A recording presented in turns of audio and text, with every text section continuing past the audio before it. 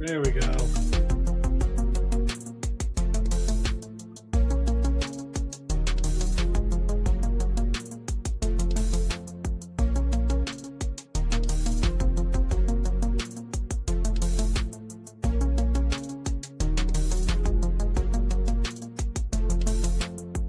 You're live. Hello, you beautiful nerds. Welcome to the Drunk Banthas podcast, where we talk about sci-fi, fantasy, horror, and all the popular art that we love. Also, we do it drunk. Mostly. Always encouraged, but never mandatory. I am your host, Jedi Master Grayson. I'm joined, as always, by my co-host and brother Bill. How you doing? I'm doing just fine. I'm excited to talk about the things we got to talk about. You know why? It's only two things. Yeah, there's only two shows we're talking about tonight. It's going to be pretty lean, but I'm sure we're going to find a way to make it 4 hours long anyway. And, you know, shit talking is always more fun with friends. Just so you know, I just accidentally skeeted a whole bunch of lotion over here. So when you look over here later, if I forget that it's there, if you see it later, it's not that. It's lotion. I just leaned over and I just did it. I'm glad that that's the verb you chose. It's what it did. I was like, no. Shit talking is always awesome with friends. That's right. We are joined by Wim. He is they're practically family, but y'all just hate him because he's light skinned. How you doing today, Very Wim? fair. Good. Tired. Good anti. Had a good week. You guys know how I tend to hyperfixate on shit. Yes. No. Hey, I'm gonna I'm so make glad some you did that. pasta. And I made some pasta last week, and then I weighed it, and I made 8.5 fucking pounds of pasta. So oops. Oopsie daisy. Oops, all pasta. I'm trying to see if I got something over here, if you don't mind. Oh no, you're good. Yeah. While you're looking that up, I just want to I'm so Bill, excited with about that lotion thing. Ooh. Yeah, that was smooth. it's Isn't the adjective you want to use, but it's good that Bill warned you, because otherwise it'd be like, he's so smooth. Yeah. He's next to me and I didn't notice him do that. So like, Yeah, exactly. yeah. So it's a good thing he warned you. Yeah, it's a good thing. Yeah, I don't want to. That's a weird thing to slip my on if feast you of don't know what steak. it is.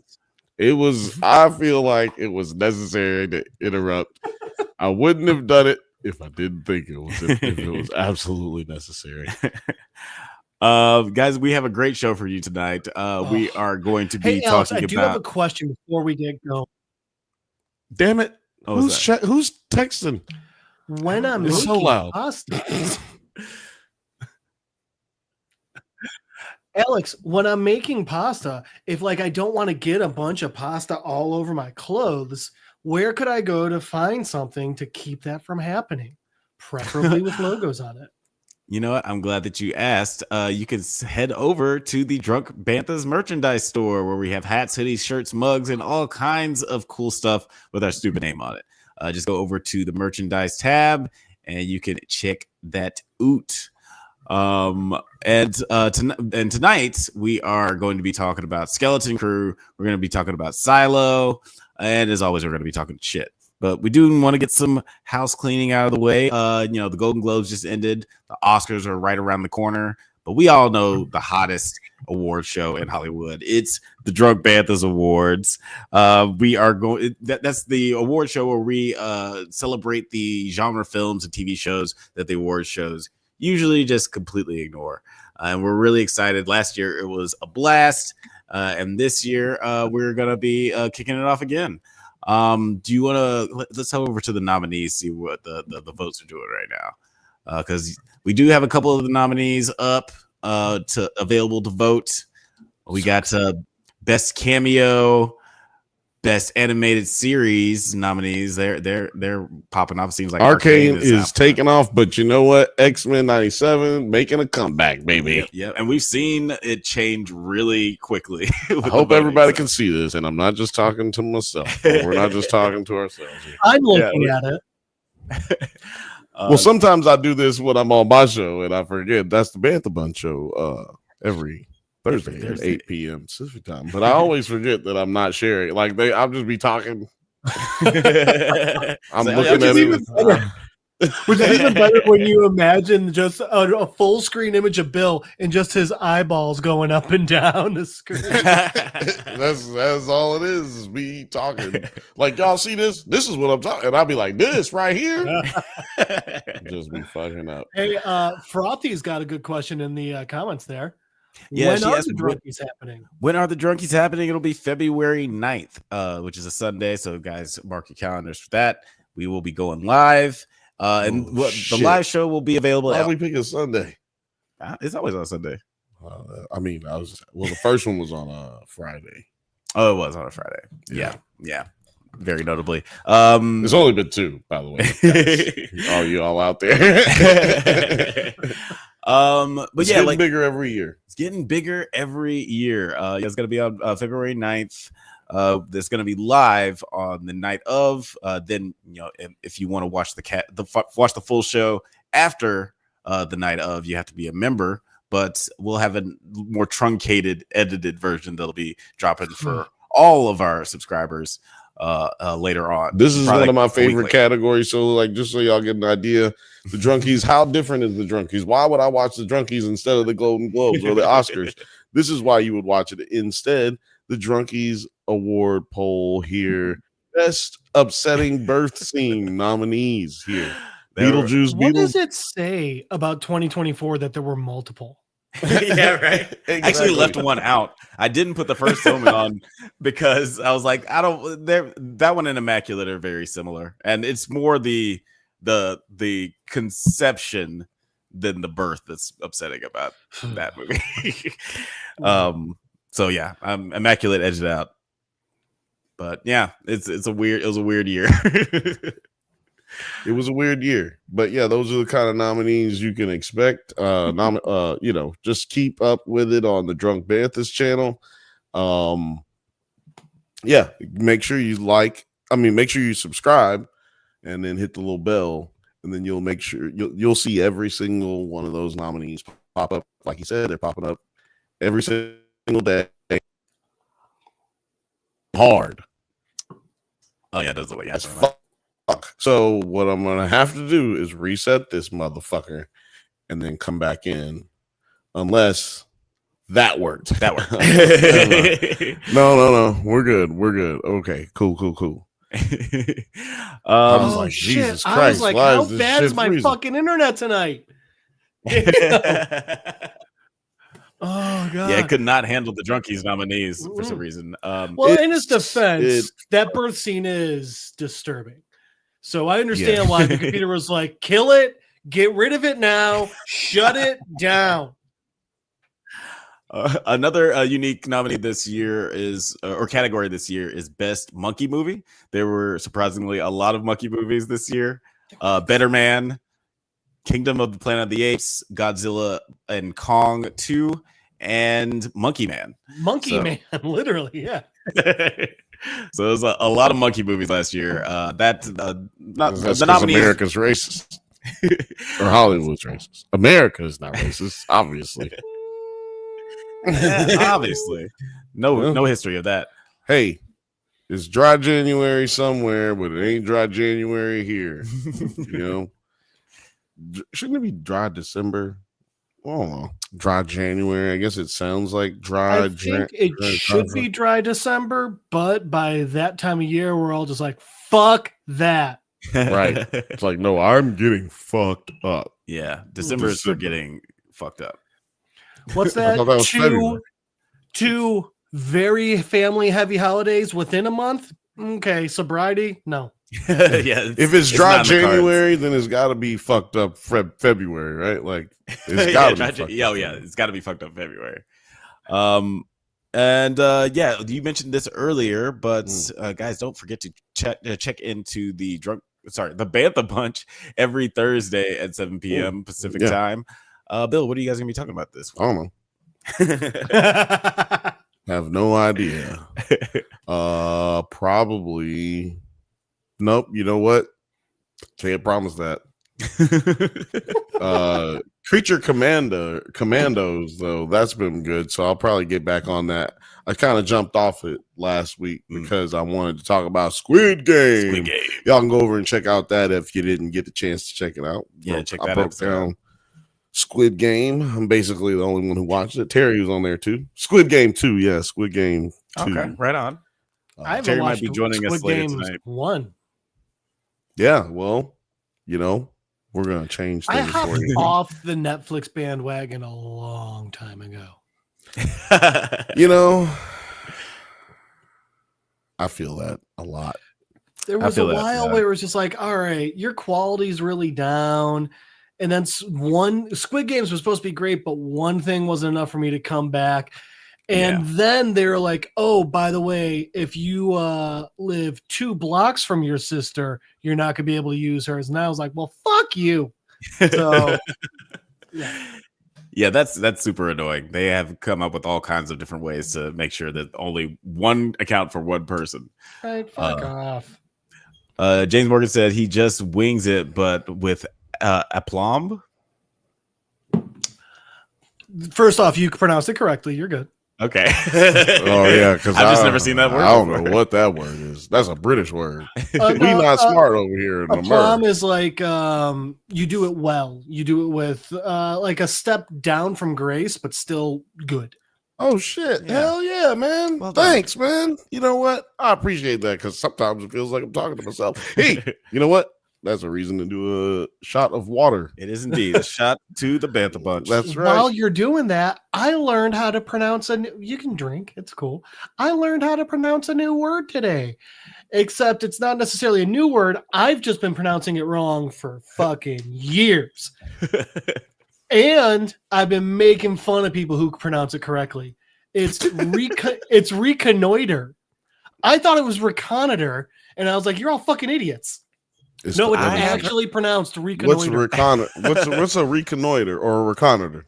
Reconnoiter is someone who goes and does a reconnaissance. Oh, interesting. Well, you know what? I would go with reconnoiter. That's what I thought. Completely but wrong. Look, I said last Thursday, just so y'all get an understanding, when he says I just wing it, I was talking about all kind of shit other than Squid Game. Okay. And also I started talking about something. Oh, Gers and Purrs. Or no. It was Rachel V. Shout out to Rachel V. She was like, I'm crocheting you something. But I was like, I was reading it. I was like, she says she crocketed. Why is she said like David? I am going to crocket you some stuff for the drunk Banthas. And I was like, okay, crocket on down.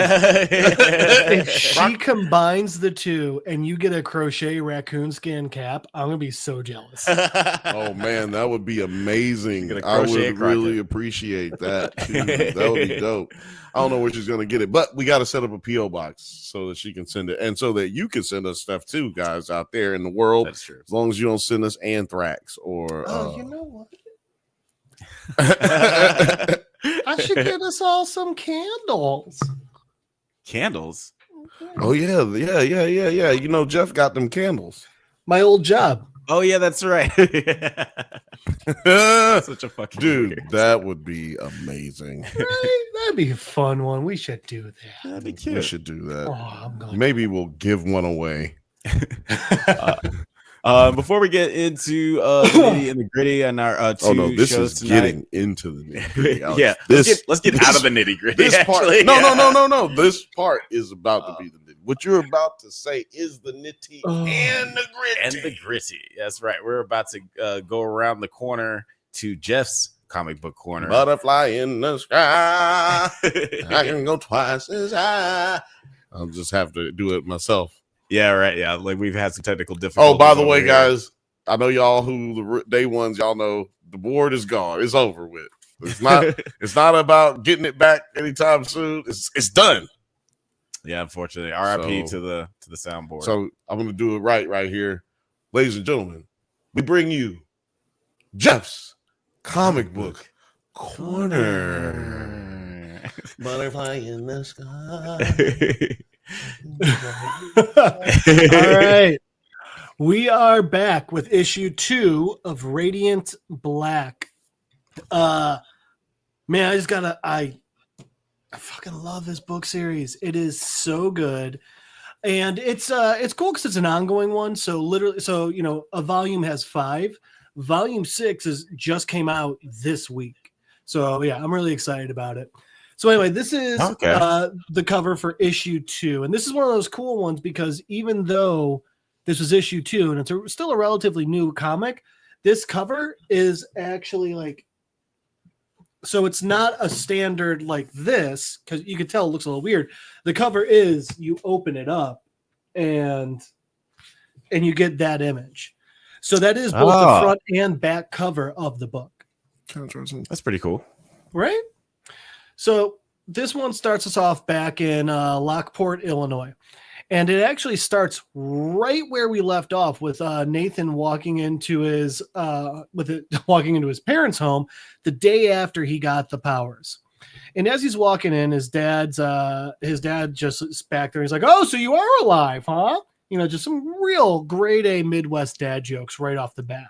Yeah. And Nathan goes in the kitchen. And his dad's just like, "Yeah, your mother and I were taking bets," and he's just messing with his son a little bit. But then I'm just joshing you, pal. I'm just pulling your leg. But so Nathan's like, "Wow, you're up really late." And he's like, "No, this is early. That's how it works for the rest of the world." And he's just like talking with his son. He's like, "You want some oatmeal?" And Nathan's like, "Yeah, of course. Yeah, actually, that sounds really good." And they sit down and they're talking. And it starts off really small. And he's like, "Why are you even up?" And his dad's like, "Oh, I've been going on walks." But then it gets into some real stuff. They're talking, and his dad's just like, "So does Marshall have any leads on any jobs?" And Nathan's like, "I didn't know he was looking for one." And his dad's like, "No, I meant for you." And and his son's like, "Oh, I didn't think to ask. Like, it didn't come up." And his dad's like, "You could ask him." And Nathan's again like, "I guess." And then it just like gets really awkward. So that's one of the things I love about this book is it is just Nathan is just a random guy who randomly got superpowers. And more than that, he's a millennial who got superpowers. His dream didn't go the way he thought. His job is crap. So he literally moved back home with his parents and then found a black hole that gave him superpowers. So, why not, right? Anyway, so the conversation keeps going. And the thing is, it's this writer's really good at just capturing the feeling of just a normal conversation between a son and a dad. And the dad's like, "So listen, I know it's not much, but like, what about that driver company you were doing, like that Uber thing?" And his son's like, "Driver? That's awful." And his dad's like, "It's money, right?" And he's like, "Well, but it's like pennies." And his dad's like, "Hey, you know what? But they're pennies that you don't have right now. And by the way, pennies are nothing. Like, pennies bought this house, nothing to laugh at." And his son's just really upset about it. And he's like, "No, that's not what I want. That's not what I'm doing." And he's just like, I'm writing. I'm a writer. I want to write. And his dad's like, "Listen, I'm not trying to attack you. I'm asking you questions, but like, these are things you need to think about, son." And he's like, "Well, something actually like fell in my lap yesterday and like literally last night out of nowhere." And he's like, "And I think it could be something really, really amazing and really special." And his dad's like, "Awesome. How much does it pay?" And Nathan's like, "Well, it doesn't." And his dad's like, "Okay, that's great. Your passion's great. You need to make money, man." And like, he's being very dad about it. And the interesting thing here is like, you see both sides of the argument because, well, especially us, we're millennials. And we're like, we're Nathan, we're like, no, dreams are important. Like you should follow your dreams, but also like, yeah, you got to pay rent. That's a thing. You don't want to move back to Lockport, Illinois with your mom and dad. So Nathan ends up eventually just Sorry. Nathan eventually ends up leaving the just like getting pissed and storming out, and his dad's just obviously looks disappointed. So then it cuts back to town, and we get this really interesting thing. So it's a movie store, and one thing is it says now starring CBD oil. Ask us about our What Lies Beneath Bath Bomb special. Everybody's shoving the CBD. Right? And this random guy's just like, I mean, like, but I don't have a TV in my bathroom. And now we come back to Marshall, Nathan's best friend we met last issue. He's like, you don't literally need to do them at the same time, man. And the guy's like, but it's a promotion. They're paired together. He's like, oh, dude, it's just a way to sell. It's like, come on. And it's funny because we see Marshall like trying to come with these get rich quick schemes. And he's like, listen, like, you fire up the faucet and like you drop one of these bad boys in and maybe like light up a product that we don't carry, but hey, it's legal in Illinois now. And then you just like, and then you go and you sit in the bath and you're transported. And then you go out of your bathroom and you watch this classic movie from the early 2000s that pre Avengers Agent Olsen wrote, and you realize actors can write. And the guy's like, you know what? That does sound pretty good. But he goes, but what about like some other bath-like movies? And he goes, I don't really like Harrison Ford. And Marshall's just like, I have no words right now. And that's when the cops from the night before walk in and they're like, oh, never seen you speechless. And Marshall's just like, fuck. So the next one we cut to is really interesting because it's just this literally entire page. It's almost completely black. And there's just these weird white lines on there. And as we see the white lines more, we start seeing the shape of this weird alien robot coming into fruition. And so we're only doing 2 at a time. So we're moving on to a different series next. So you're not going to learn this, but spoiler, that's actually like whatever the language the aliens speak. And it's as Nathan gets more in tune with his powers, he can start to understand it a bit more. Okay. Spoiler alert. Anyway, next up, we see Nathan waking up levitating in his room, and it's someone knocking on the door. And one of the things I love is just like the little silly jokes in here. And after he wakes up, Nathan just goes, has anyone seen the Keymaster? And I'm such a dork. And it's just like, oh God, there's someone knocking. Okay, I'll be right there. And he reaches over and literally just grabs the black hole and like wills it to disappear.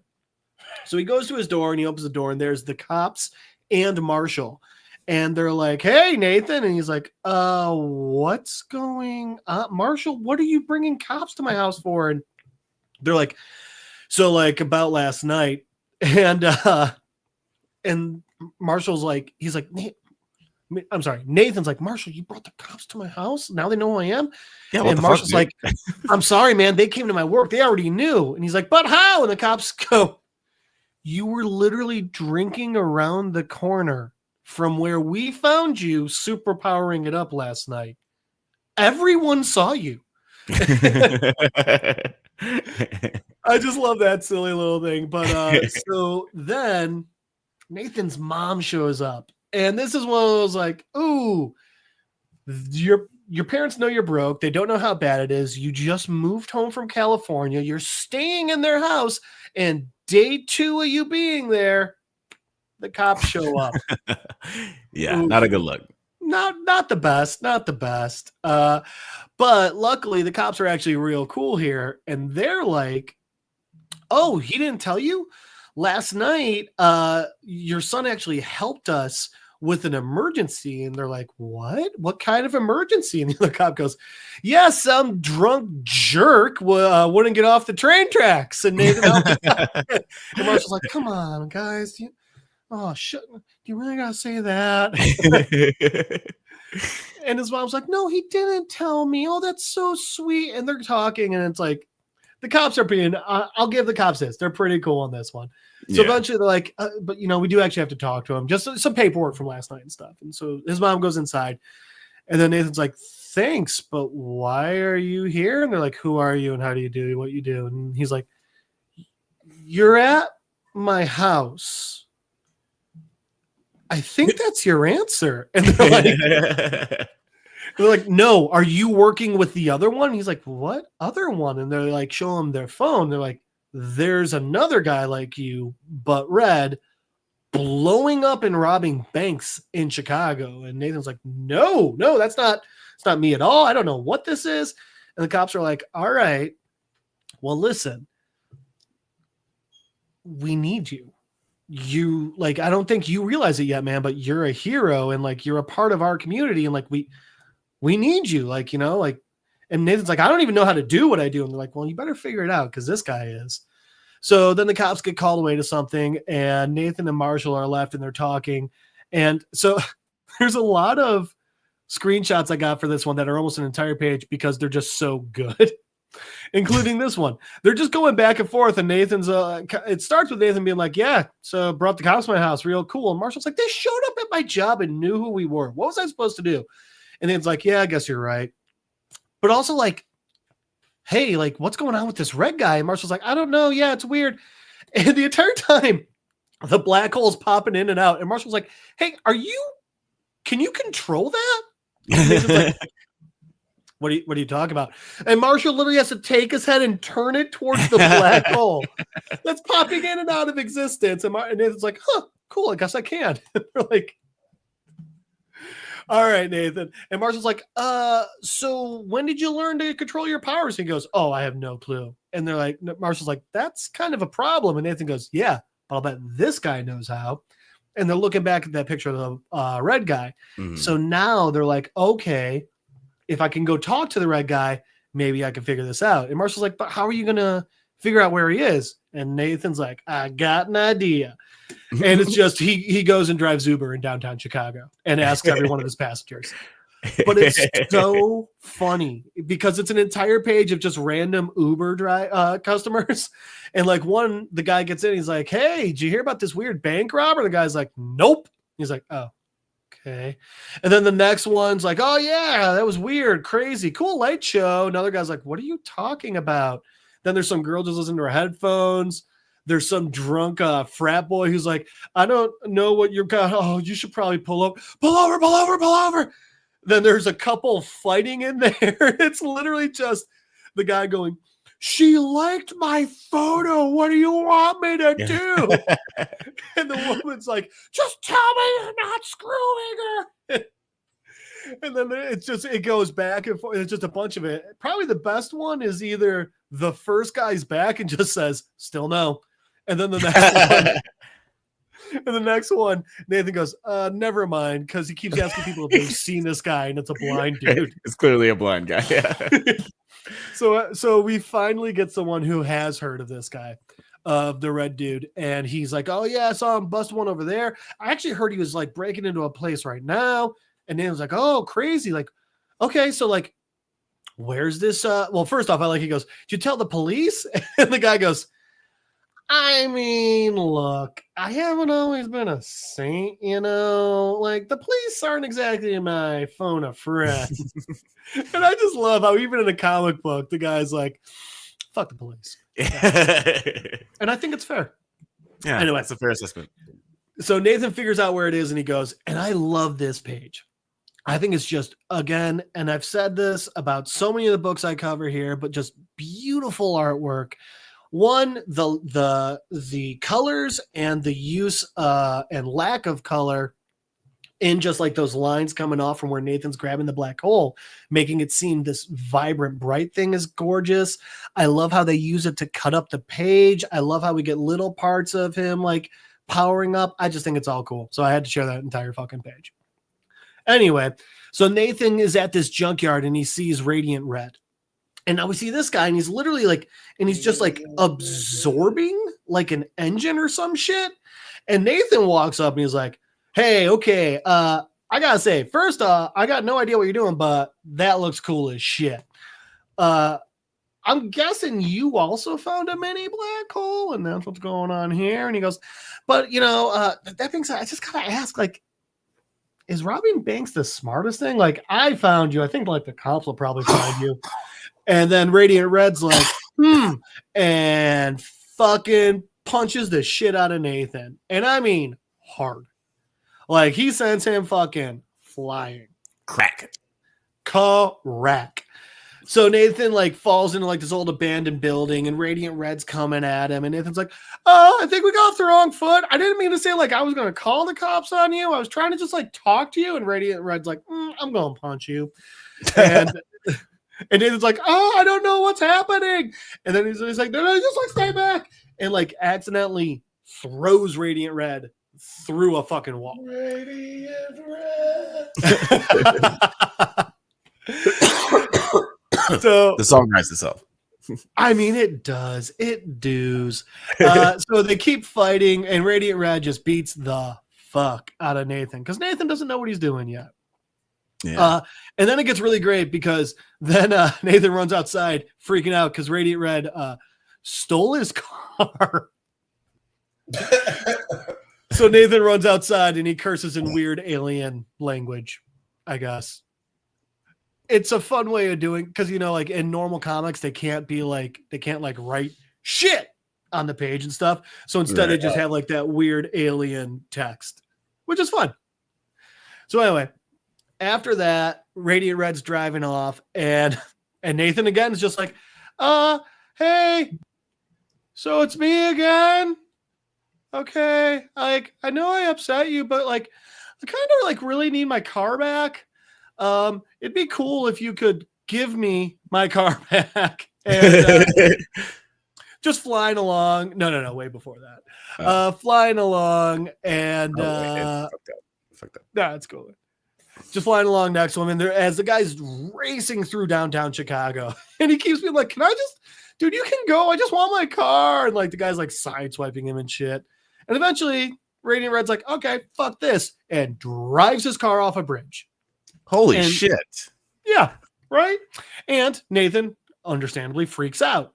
And this is where it starts to get extra cool. He does what he did with the train, but he also does what he also, while he's doing that with the car, starts like pulling these bags or whatever the fuck it is that Radiant Red's trying to run off with. And another thing that becomes very obvious later, but we don't quite know right now, Radiant Black has gravity powers. So anyone, anything, he can adjust the gravity. That's how he can fly. That's how he can live things. Fucking dope. Very cool. Right?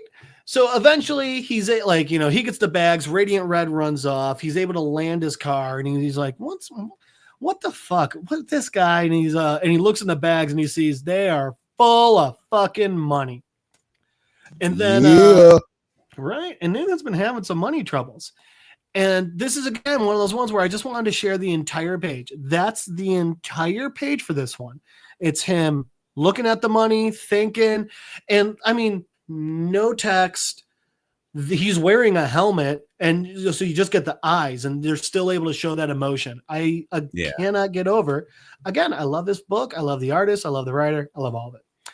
So anyway, then we cut to two cops. One of them's like, so you think it's the same guy or you think it's someone else? And the guy and his partner goes, you mean, do I think it's the same bright red guy in a helmet who can explode walls? And his partner's like, could be a coincidence. And he's just like, oh. Exploding walls is my old job. Sorry. So Radiant Black swings by and he drops off the money and he leaves like a little note like, hey, I think you guys lost this. And then he flies off. And it cuts back to his house, and it's him, and it's morning again, and his dad's like, "Oh, so you paint the town red?" And he's like, "I mean, I guess I was driving all night." And Nathan now, it's just like the beginning of the book. He sits down with his dad, and and I really like how he says, "Listen, I wanted to talk to you about that. I was thinking about what you said this morning, and you're right, partially. This writing thing, it's not going to happen overnight for me. And even if it could, I don't think that'd be the best. Nothing worthwhile comes from a shortcut, right? Maybe I will keep driving, as awful as it is. I can make a little money and also my own hours, which is important for the second part, the part you were wrong about." And he says, "I do need to write, whether someone is paying me or not, because that's the only thing that's real. He says, because that's the only way things really change. And so that means I need to make time for it 1 or 2 days a week. It's going to be hard and it's going to take time, but I need to do this, Dad. I need to put in the real work and see if it's in me, and I need you to be okay with that. And I love that his dad just goes, I am. And I think you should. And his son's like, you do? And he goes, I do. And he slides him a bowl of oatmeal. And is like, I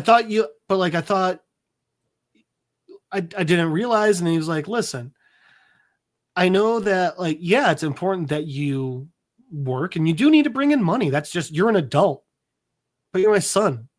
You're good. You're talented. And I need you to be this creative person as well. And they're sitting there and they're just enjoying a bowl of the oatmeal. And he's like, huh? And his dad's like, what? And he goes, I made $200 tonight. And his dad just goes, well, sounds like someone earned some extra raisins. And that's it. And that's the end of that issue. But it's just such a great, I love it. It's such a millennial parent and child encounter. And it's, when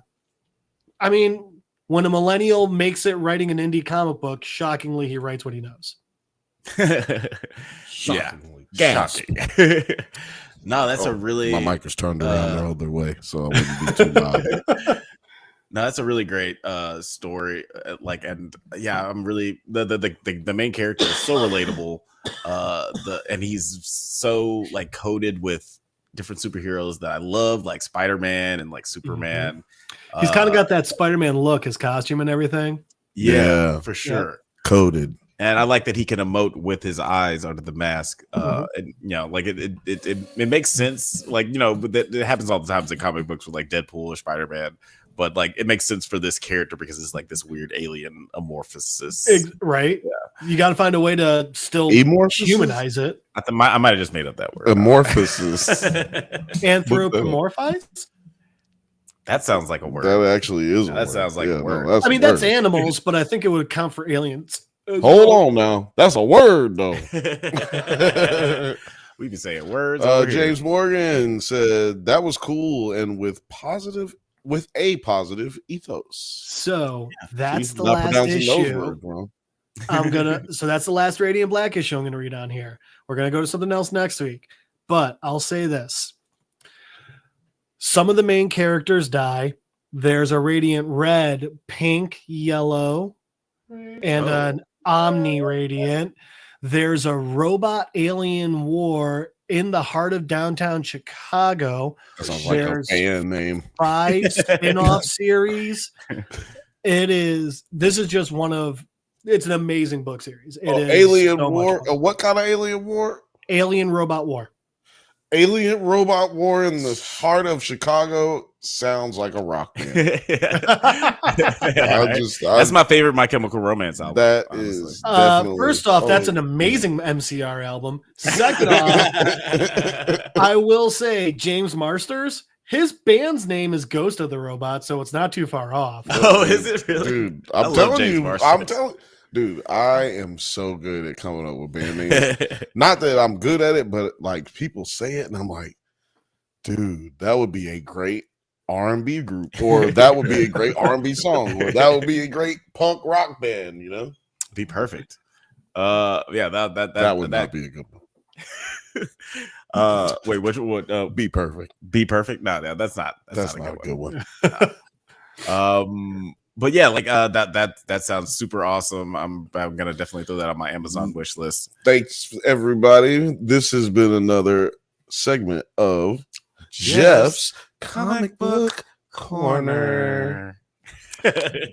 So since we've been doing a lot of indies, I'm thinking next week we'll go a bit more mainstream, and I'll either do Batman Creature of the Night, which is our world, and somehow Batman forms in it. Ninja Turtles, Power Rangers crossover, or Batman White Knight, where the Joker becomes sane and the hero. Oh, interesting. Look on what you do there. Okay. I mean, I'm a big Ninja Turtles guy, so that's my main vote.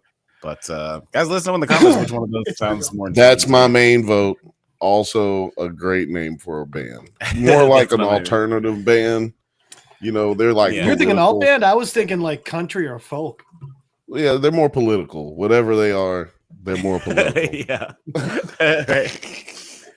They almost got canceled in 1997. Oh, James Morgan, to answer your question, water. And I got a NutriBullet for Christmas, and I've been going fucking insane with the smoothies. So it's just a strawberry or banana smoothie. Yeah, no, Jeff's Oof, been tasty. pretty much sober or all the way sober since like November, right? Or October. September.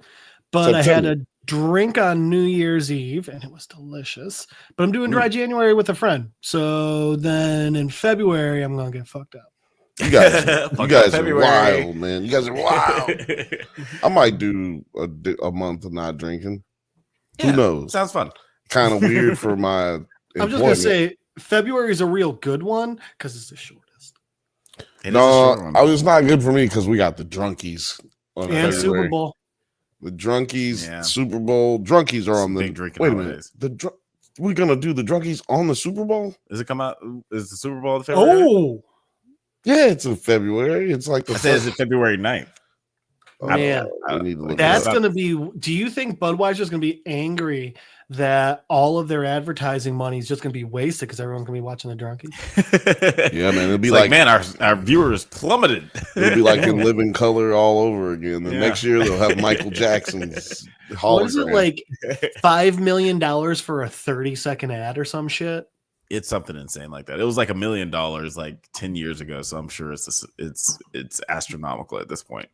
And also the ads Yes, suck that is now. the day of the Super Bowl. Well, we're gonna change it, but Do the 8th. okay, let's do the 8th. We're doing the 8th. So everybody, That's let's gonna go. be It'll be a the 8th drunk of weekend. February. I'll put it on the community tab. If- so everybody sees If you weren't taking the 10th off, you are now. You goddamn right you are. Man, yeah, because I was gonna die on that day. Oh, I'm gonna have to make some Super good Bowl drinking, and then because the And the Super drunkies Bowl will be before, over yeah. by the drunkies. Like we could start it No. like right after the.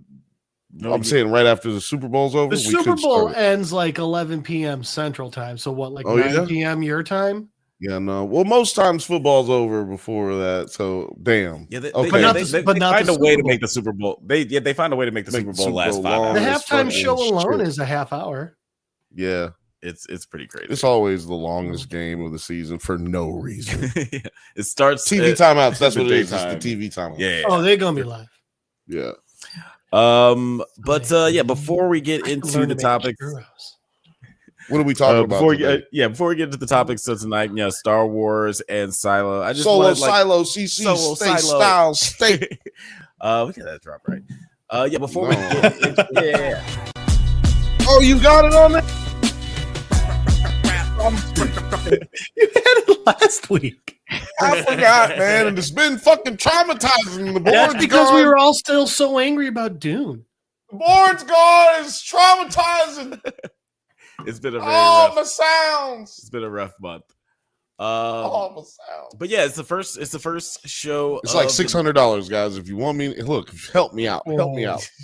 Donate some money. We need like $1. If everybody who's subscribed donates $1, we can get Yeah, that we would can get 5. We'll need you to do fucking- that like 20 more times. Yeah. Yeah, that'd be great. If you guys want to give us some money. Oh, But subscribe. I thought before you we said members. No, subscribe might work. Yeah. All of subscribe it. my- All of those. All of them. Everything. But yeah, this is our first show of the new year. So before we get into the topics, I did want to have a little bit of a retrospective of 2024 because there's a lot of movies, I a lot swear of to God. TV. It's too early for that fucking clip. It's the perfect time. No, no clips right now. But I did want to just like talk about some of the best and worst movies of 2024. I saw 64 movies in theaters last year. Unfortunately, I didn't get to see everything. How I saw many somebody did you see in 2023? 51. Nice. So I'm up the ante a little bit. I was trying to get to 100, but like by July, I was like, "There's no mathematical." Dude, that's way almost that I can 2 do a that. week. Yeah. I realized by July I was like, I can't do this. I can't Yeah, catch when up. he started slacking off, I was like, Alex, you gotta go to the movies like 3 times this week, dog, because you're not gonna make it. I said you can still make it, but you're gonna have to do it. You're gonna have to do it. Can't play around with it. Yeah. He played around with it. He played around with it. I'm gonna have to make It's because there's not enough good movies that come out, so you gotta like make yourself go see Bill, bad movies. Just like am I hearing that someone fucked around and then consequently found out?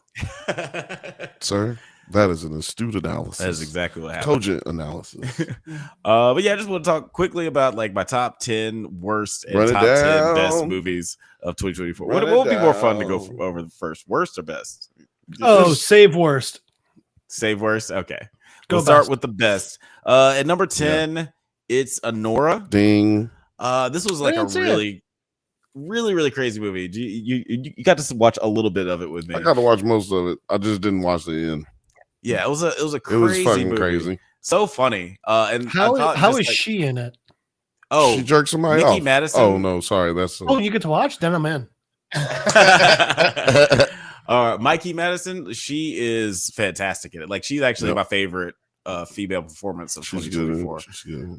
Especially like you see her in interviews and stuff, you realize how she's very not that kind of person. So it just shows like she really nailed that. Who cares if she's that kind of person? I mean, it just shows that she gets can act. busy in this movie. Is she's fucking crazy. I'm just saying in her character. Oh, and yeah, let me yeah. just tell you something. If the way she did that, no, Bro, it's like Amber Heard. It's like Amber Heard. Now I'm not saying anything negative about Amber Heard. I love you, Amber Heard. You want me to? Y'all don't fuck me up. But I'm just saying, they nice and pretty and happy and in the interview, but they getting paid to do the interview. Remember that. So That's true. Anyway. She's very professional. Very professional. That's Yeah. because we don't know these people. She might be shitting in somebody's bed, right? You never know. But yeah, she was great. The movie was way funnier than I thought it was gonna be. The trailer makes it seem like it's gonna be like this Russian gangster thriller. This is a Neon movie? Yeah, it's a neon movie. Dude, they Shout are out to Dion. fucking awful at making appropriate trailers. Every movie I've seen of theirs that I've seen a trailer, it's the opposite of what the movie's vibe is. Actually, that's true. Hold on, no, you can't co-sign. We're not co-signing any of this. Shout out to Neon for sending the screeners over. Neon makes some of the best movies I've ever seen, but their trailer, Monster with Anne Hathaway and Sudeikis, holy shit! No, you watch that trailer, you're like, this is going to be the feel-good comedy of the year. No, it will not. Right, it twists it up on you. I will also say, well, no. We're not doing worse yet. Go ahead. Oh yeah, we'll get to the worst. Because it better be on there. There's a Neon movie that better be on there. Oh, you know what? It's not. But goddamn, you know what? I don't know. I might have to make a change. Number 9 is The Fall Guy.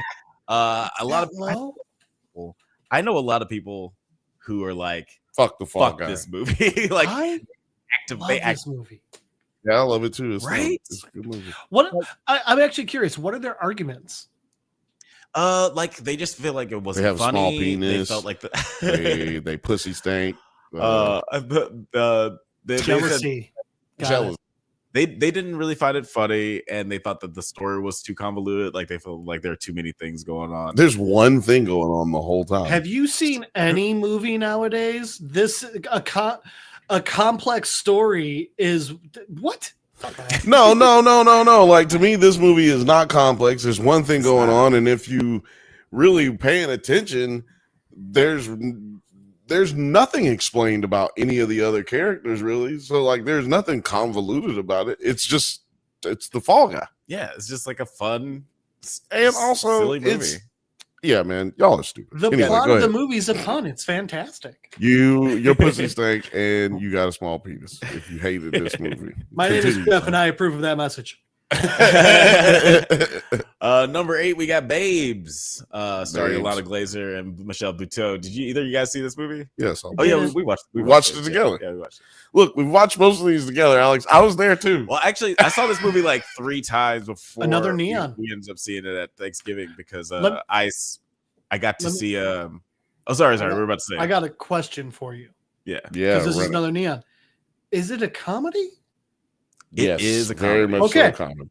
Well, the trailer said it was a comedy, and it's a Neon movie, so I don't know. Yeah, you never know.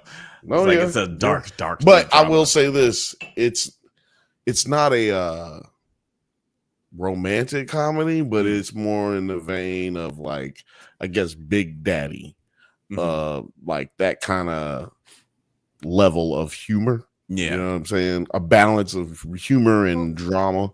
yeah. It It's feels got- like a it's definitely got some modern day heart. story of a woman having a child. It doesn't need to be with a family. It can still. Yes. Yeah, if it's very anything- much so a lot of that in there.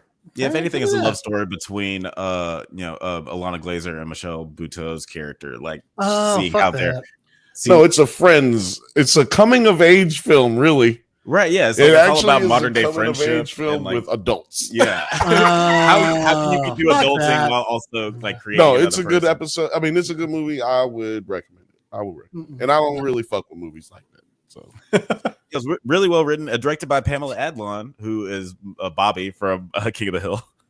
So this was her directing debut. Also my accountant. Damn it, buddy. Sorry. Number 7, The why- Bike Riders. That's why my money fucked up. I was surprised by Really? This one was good? I was surprised by how much I like this. Yeah, movie. no, this movie was really good. This might be top 3 movie that came out last year. Yeah. And nobody the knows. fact Nobody's that you're talking saying that with how obnoxious Hardy's voice was in every fucking trailer. Out of context, Tom Hardy's voice is weird. Just because he's about to been say, on his that's- weird voice shit for I a was while. just gonna say that's just how he talked. You can't say, "Oh, he talks weird." Da, da, da. No, that's how he sounds. It's like when everybody be like, "Oh, with Eddie Murphy, he be laughing weird." Like, no, motherfucker, he laugh weird. That's just like, I guess I gotta change how I laugh. These niggas are roasting me in these streets. exactly. It's so crazy. And by the way, Frothy, I'm going to say I'm over 35, and I would say I still haven't come of age. So, yeah. Mhm.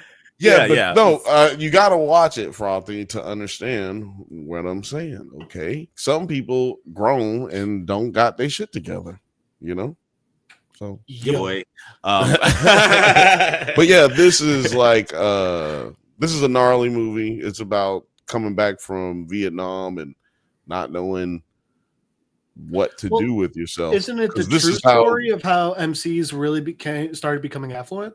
Yes, but I was talking about like the theme of the movie really is like, you know, it's more so about like, what do you do when you're a youth who comes back from seeing death and murder and committing murder and you know, and surviving bombs going off and all kind of shit. You got PTSD, and then you come home and you ain't no jobs for you. So, Right. and people kind of hate you. You Are you drink. baby killers? Exactly. You drink, you form a group And of people you who get are yourself a like-minded.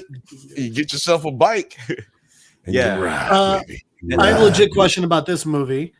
Yeah. If you can only name one, who is the standout actor in this movie? Jodie Comer. Yeah. I would have to Jodie say, Comer. that's homegirl right here. She, The what? I don't um, think she's a love interest, right?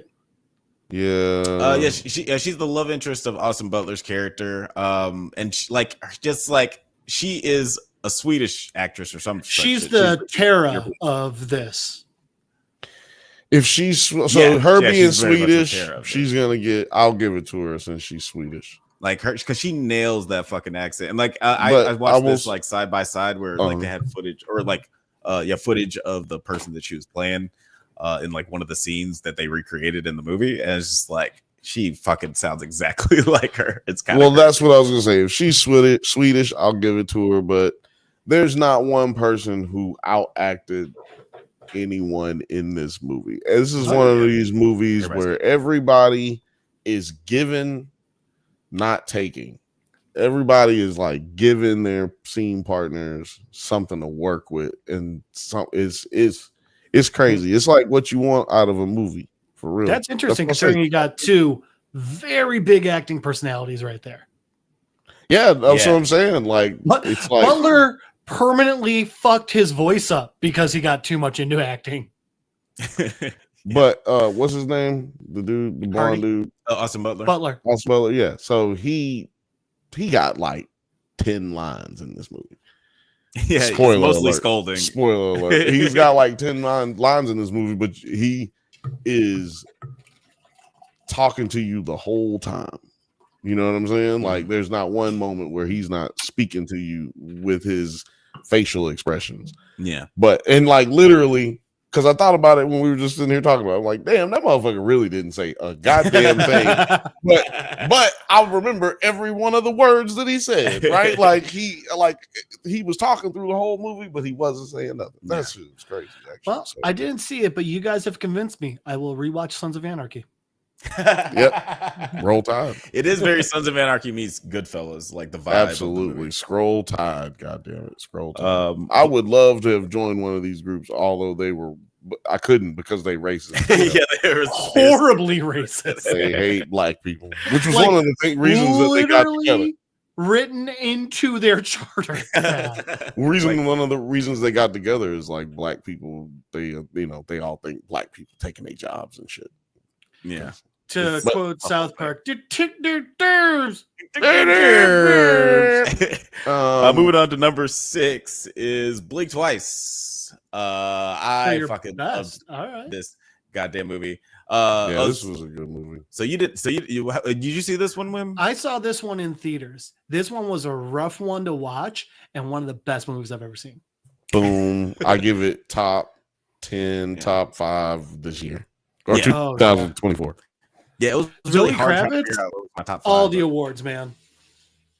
Yeah, like I'm really excited to see what she directs next. Give them to her. I'm kind of disappointed in like America that they didn't like flock to the theaters to go see this. I was hoping this was going to be like Get Out and just like you thought America was going to see a black lady do something, nigga. You crazy. Shot. I should have known. You want a black man? You got a black lady on the front of this. Who would have thought? I sound like Uncle Ruckus right now.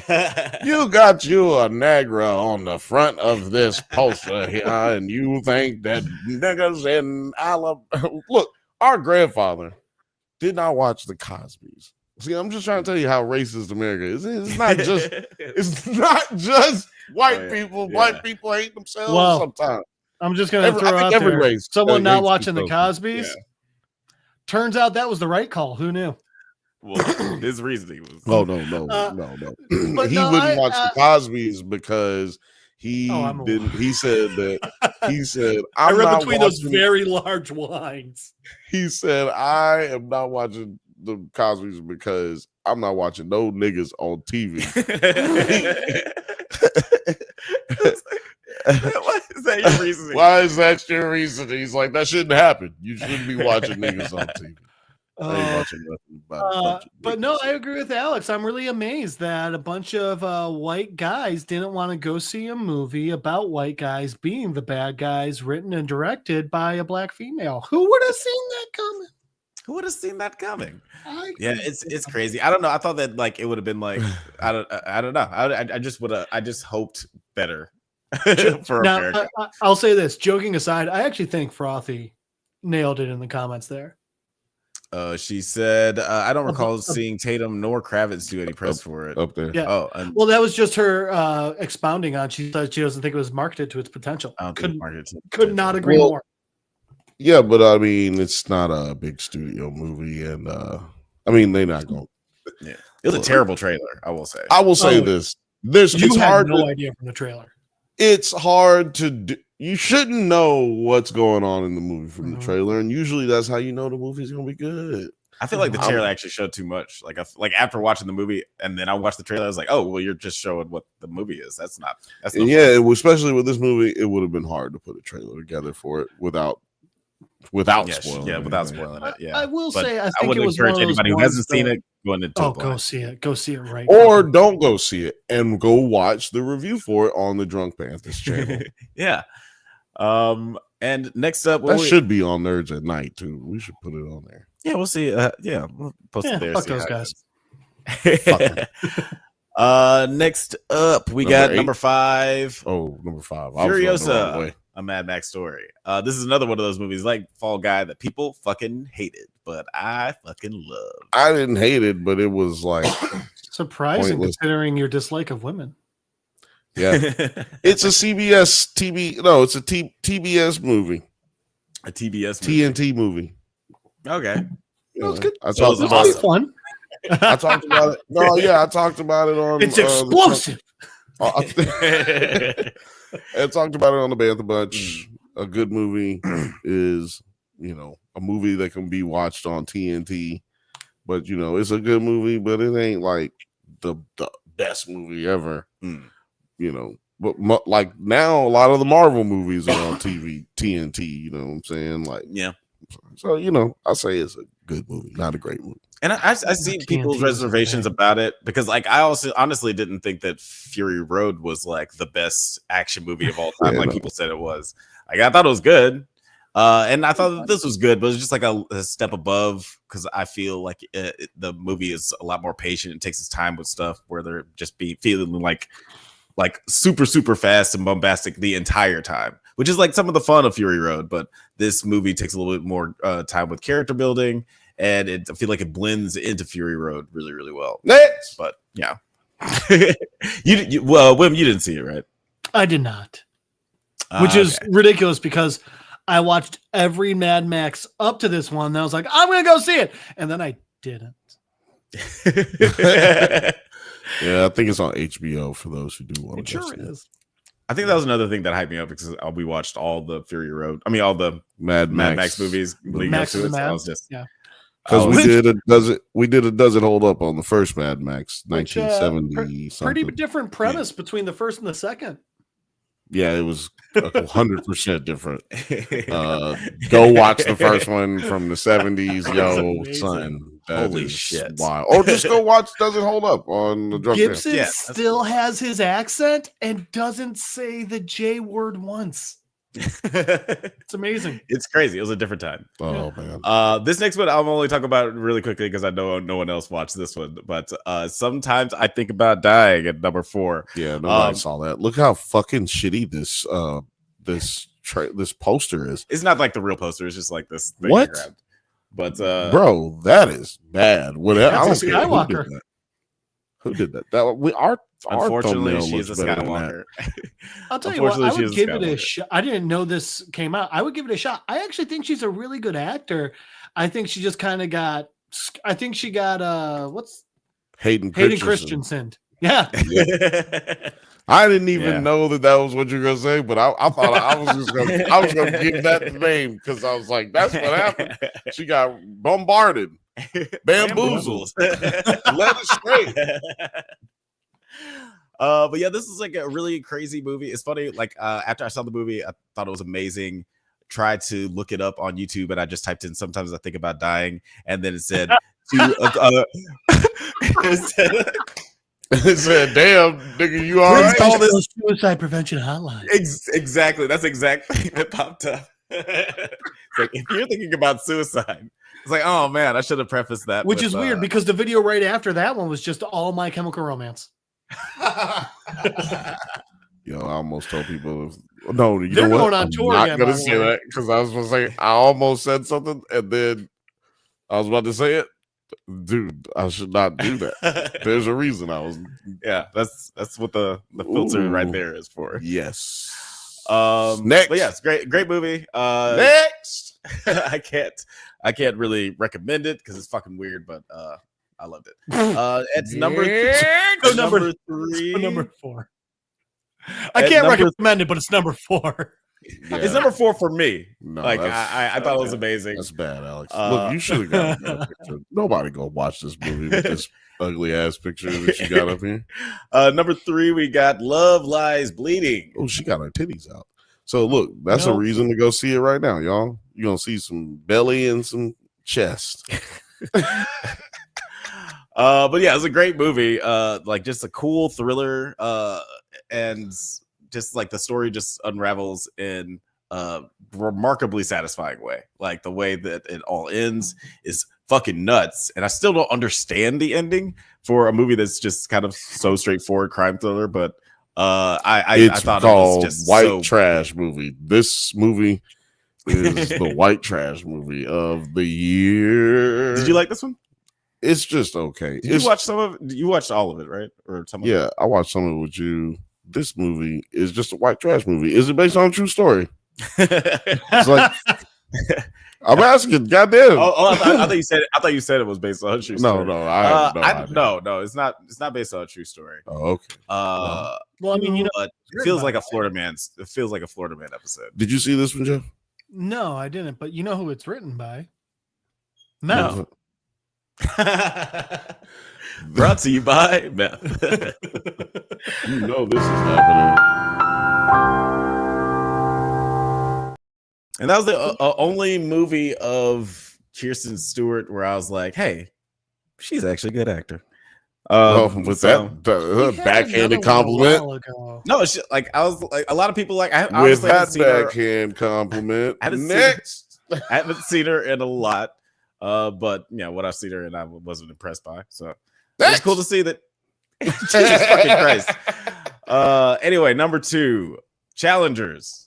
I'm sure freaky movie of the year. I'm sure everyone has seen this. I did not. No, I didn't see this one.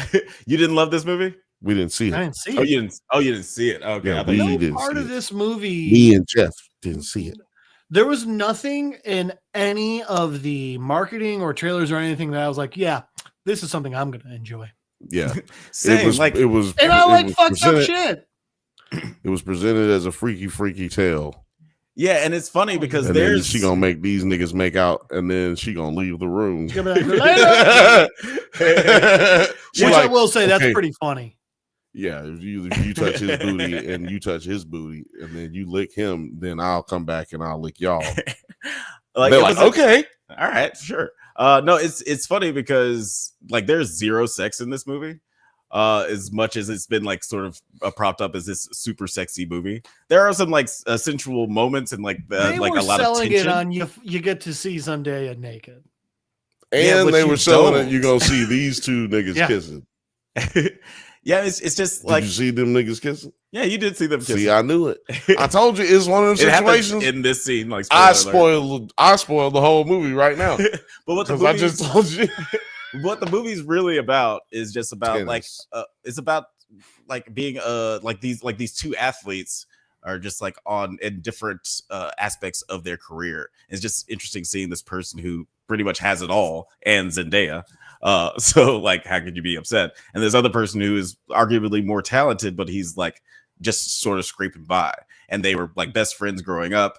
And they like kind of had a falling out, and now they're coming together to have this weird sexual moment where they fucking touch each other's penises. Well, no, have this Shocker when you almost have a threesome and one guy gets her, the other guy's unhappy. Well, it's a little bit more than that because again, this guy is more talented than the guy in who the bed has it all.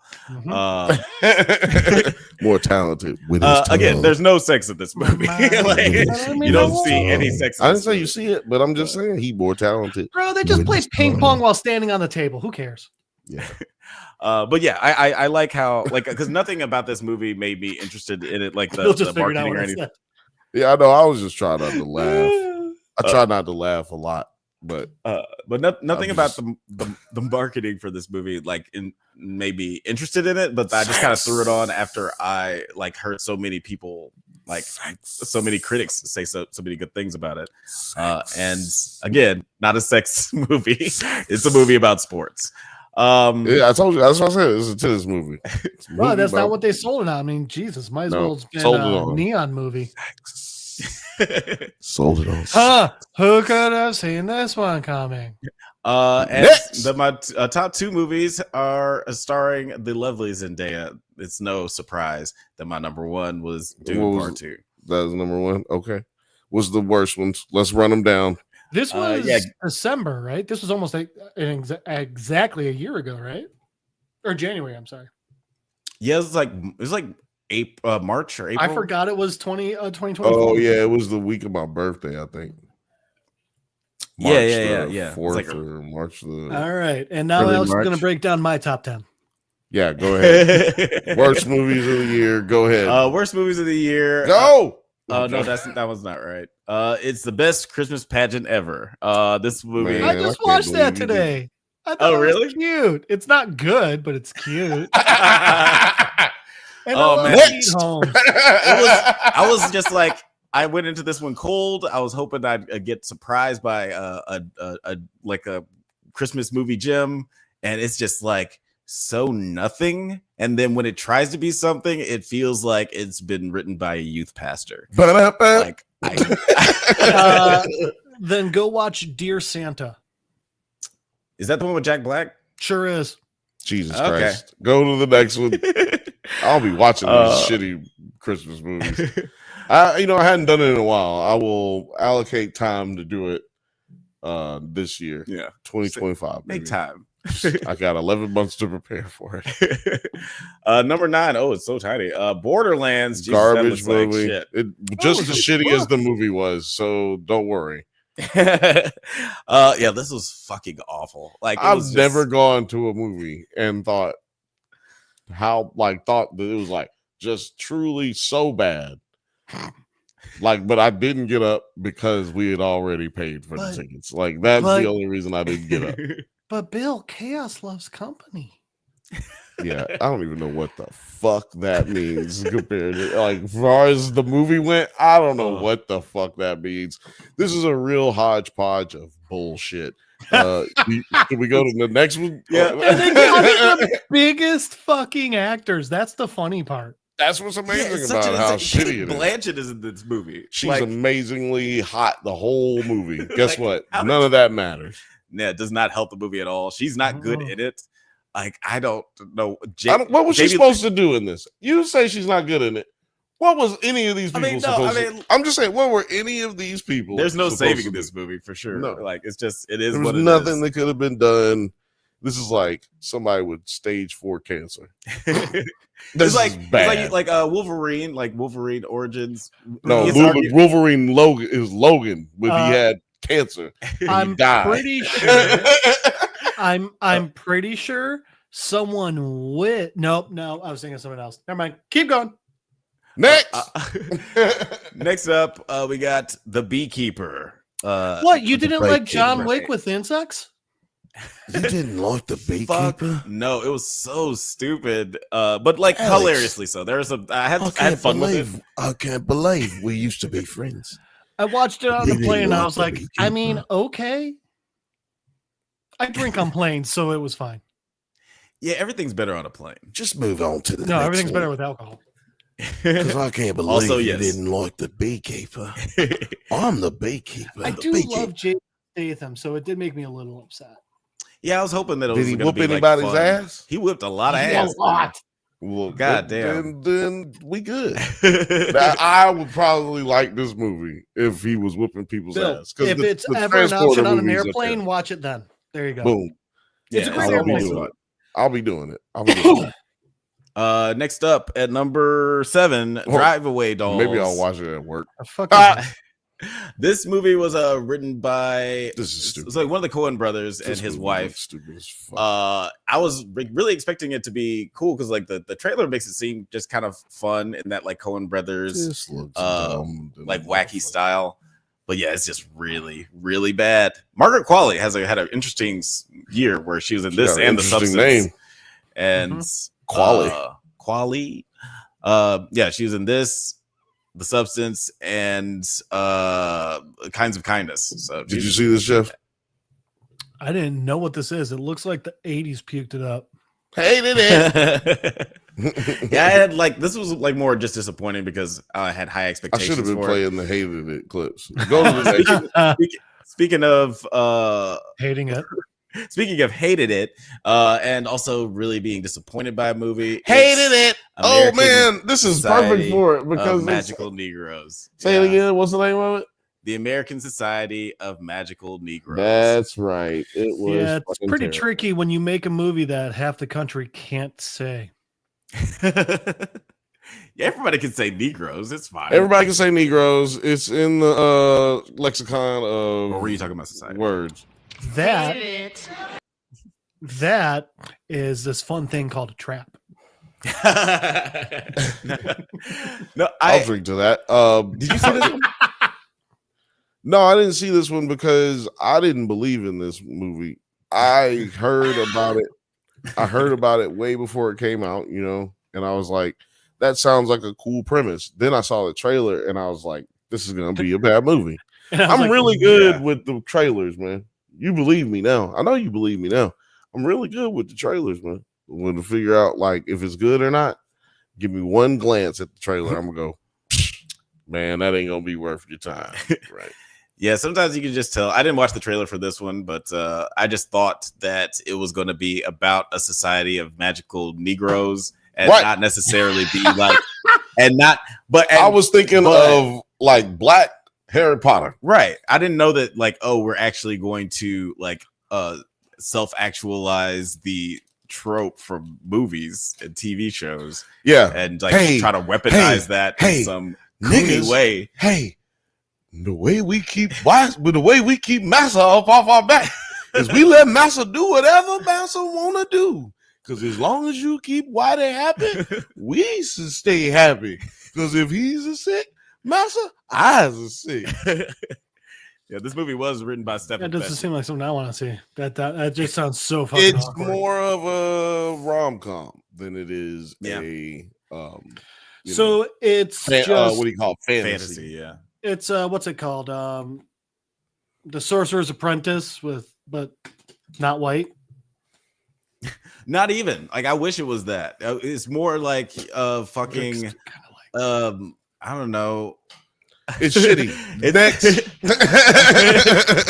No, it was the story about the guy. Yeah, fuck it. It doesn't matter.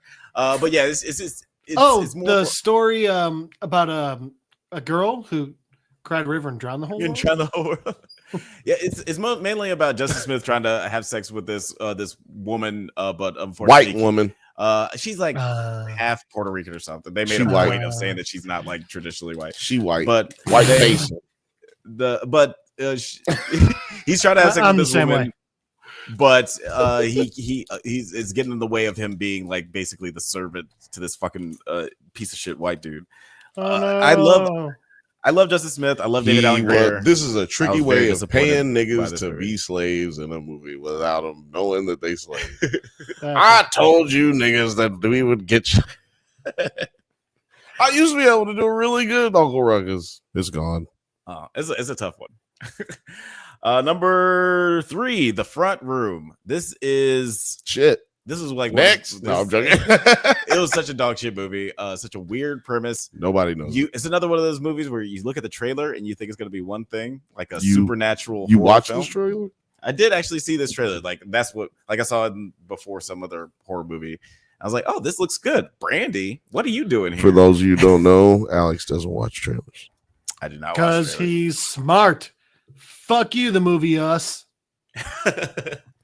I watched trailers, but I didn't see Us. I tell you that much. After watching the trailer, I was like, nope. Yeah, which was the next one.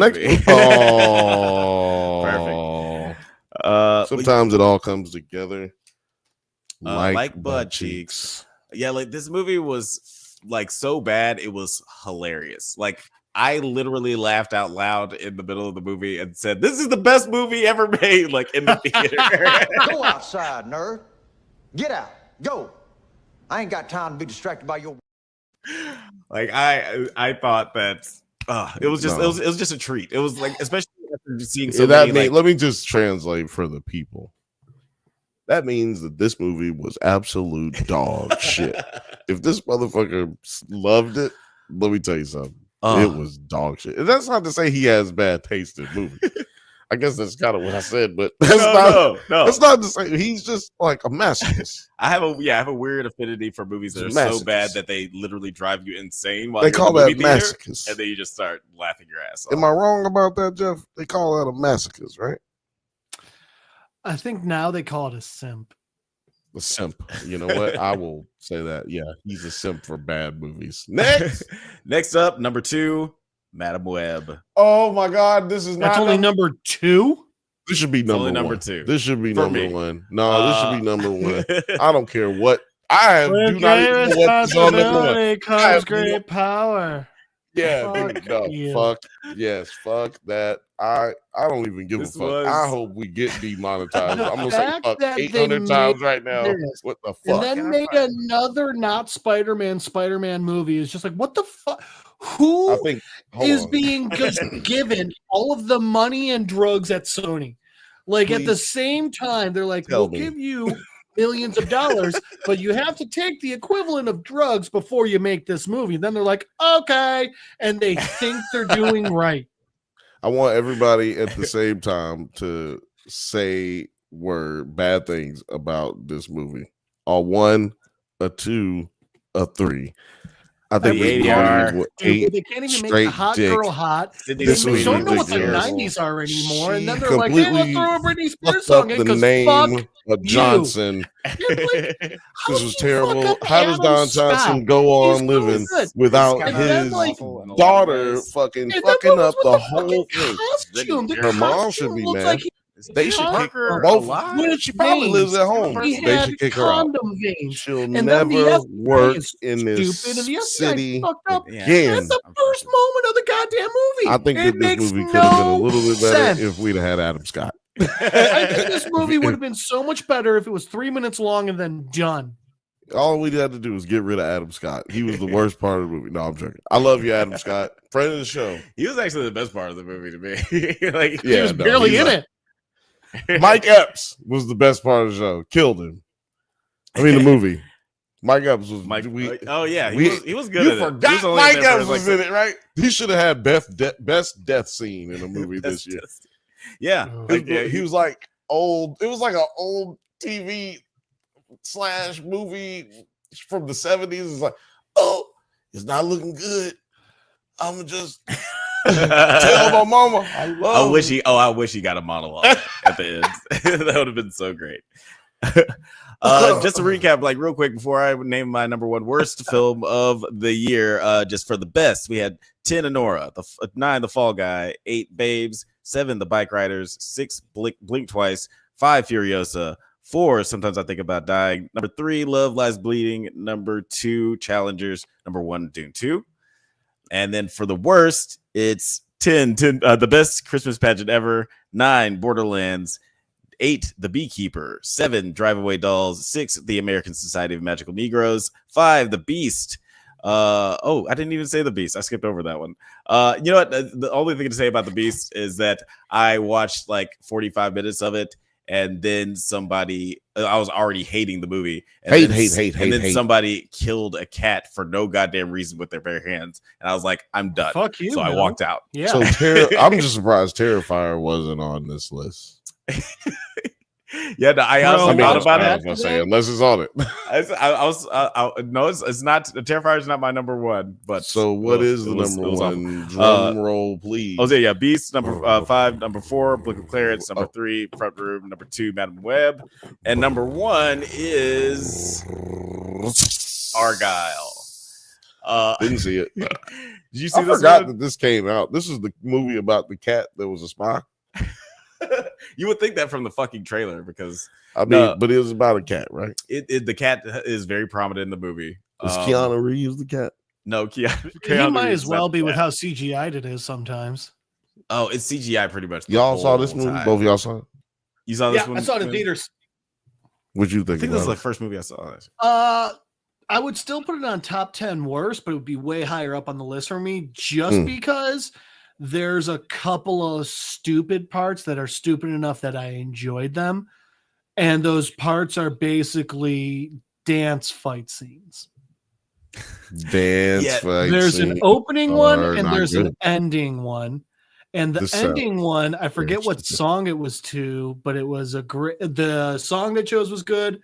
The version they chose was good, and it was by the director of the first Kingsman, and you could definitely feel with all the colors and everything in there. It was like, yeah, that's this guy. Guy Ritchie? No, it's Matthew Vaughn. Matthew Vaughn saying he's Yeah. a guy. He's a poor man's Guy Ritchie. He's a poor man's Guy Ritchie. I He get also that. did X-Men Yeah. the First Class. Yeah. Good director. But yeah, yeah, like, hey, he can get you on budget and on time.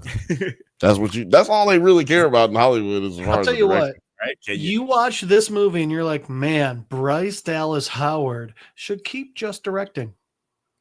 Right. Yeah, we'll talk about Bryce Dallas Howard later, actually. Let's get into it. But goddammit. Bryce, this whole movie is just such a mess. The story is crazy A and myth. awful. A myth. The reason it's my number one is because it is one of a couple like Madam Web and Front Room are also kind of like that. But I was overjoyed by how terrible this movie was in the theater. I was laughing so That's hard. why I was laughing because it was bad. That's why it's not bad. It can't be number one. Number one is number one is Joker 2, and I never even saw it. No, man. I don't know. You didn't. How many times you saw this movie? Just once. You saw Madam Web how many times? I saw it twice. But just because I almost saw it 3 times because I remember you was like, man, I almost went and saw it. But I was like, no, I'm gonna go see this other movie. Look, that movie was so goddamn terrible. Everybody was laughing in the movie as if it was like Rocky Horror Picture Show. Yeah. but everybody just watching it for the first time. Well, everybody in there like watching it like it's Rocky Horror Picture Show and laughing at every single time something is supposed to be serious. It's just fucking hilarious. That movie, terrible. And maybe that's why it worked. Like this movie was so like funny to me because everybody in my theater for this one was just laughing their asses off. We were too. We were laughing. But they weren't jokes we were laughing at. Right. Yes. It was like major plot points is what was the punchlines. Matter of fact, you've made me not want to go to AMC theater. That's how much I just don't like going there because it's like, oh, here we go. Another bad movie. Hey, as I mentioned up top, there were a lot of great movies that came out in 2024. But there are also some bad movies that came out. But I still managed to have fun with a lot of them. Did The Little Mermaid come out this year or was it last year? Oh, that was like 3 years ago. Well, whatever. That was also a bad movie. It was a bad movie. It was bad. James Morgan said Civil War got a lot of press in the UK. I did not like that movie. 2073 was 27. I bet you it got a lot of press in the UK. It's like fear mongering. Like, look at all these crazy Americans. They weren't wrong. The homie Morbid 2073. Sorry, 2073. Oh, Garbage. yes, 2073. That's Deadpool honorable and mention. Wolverine twice.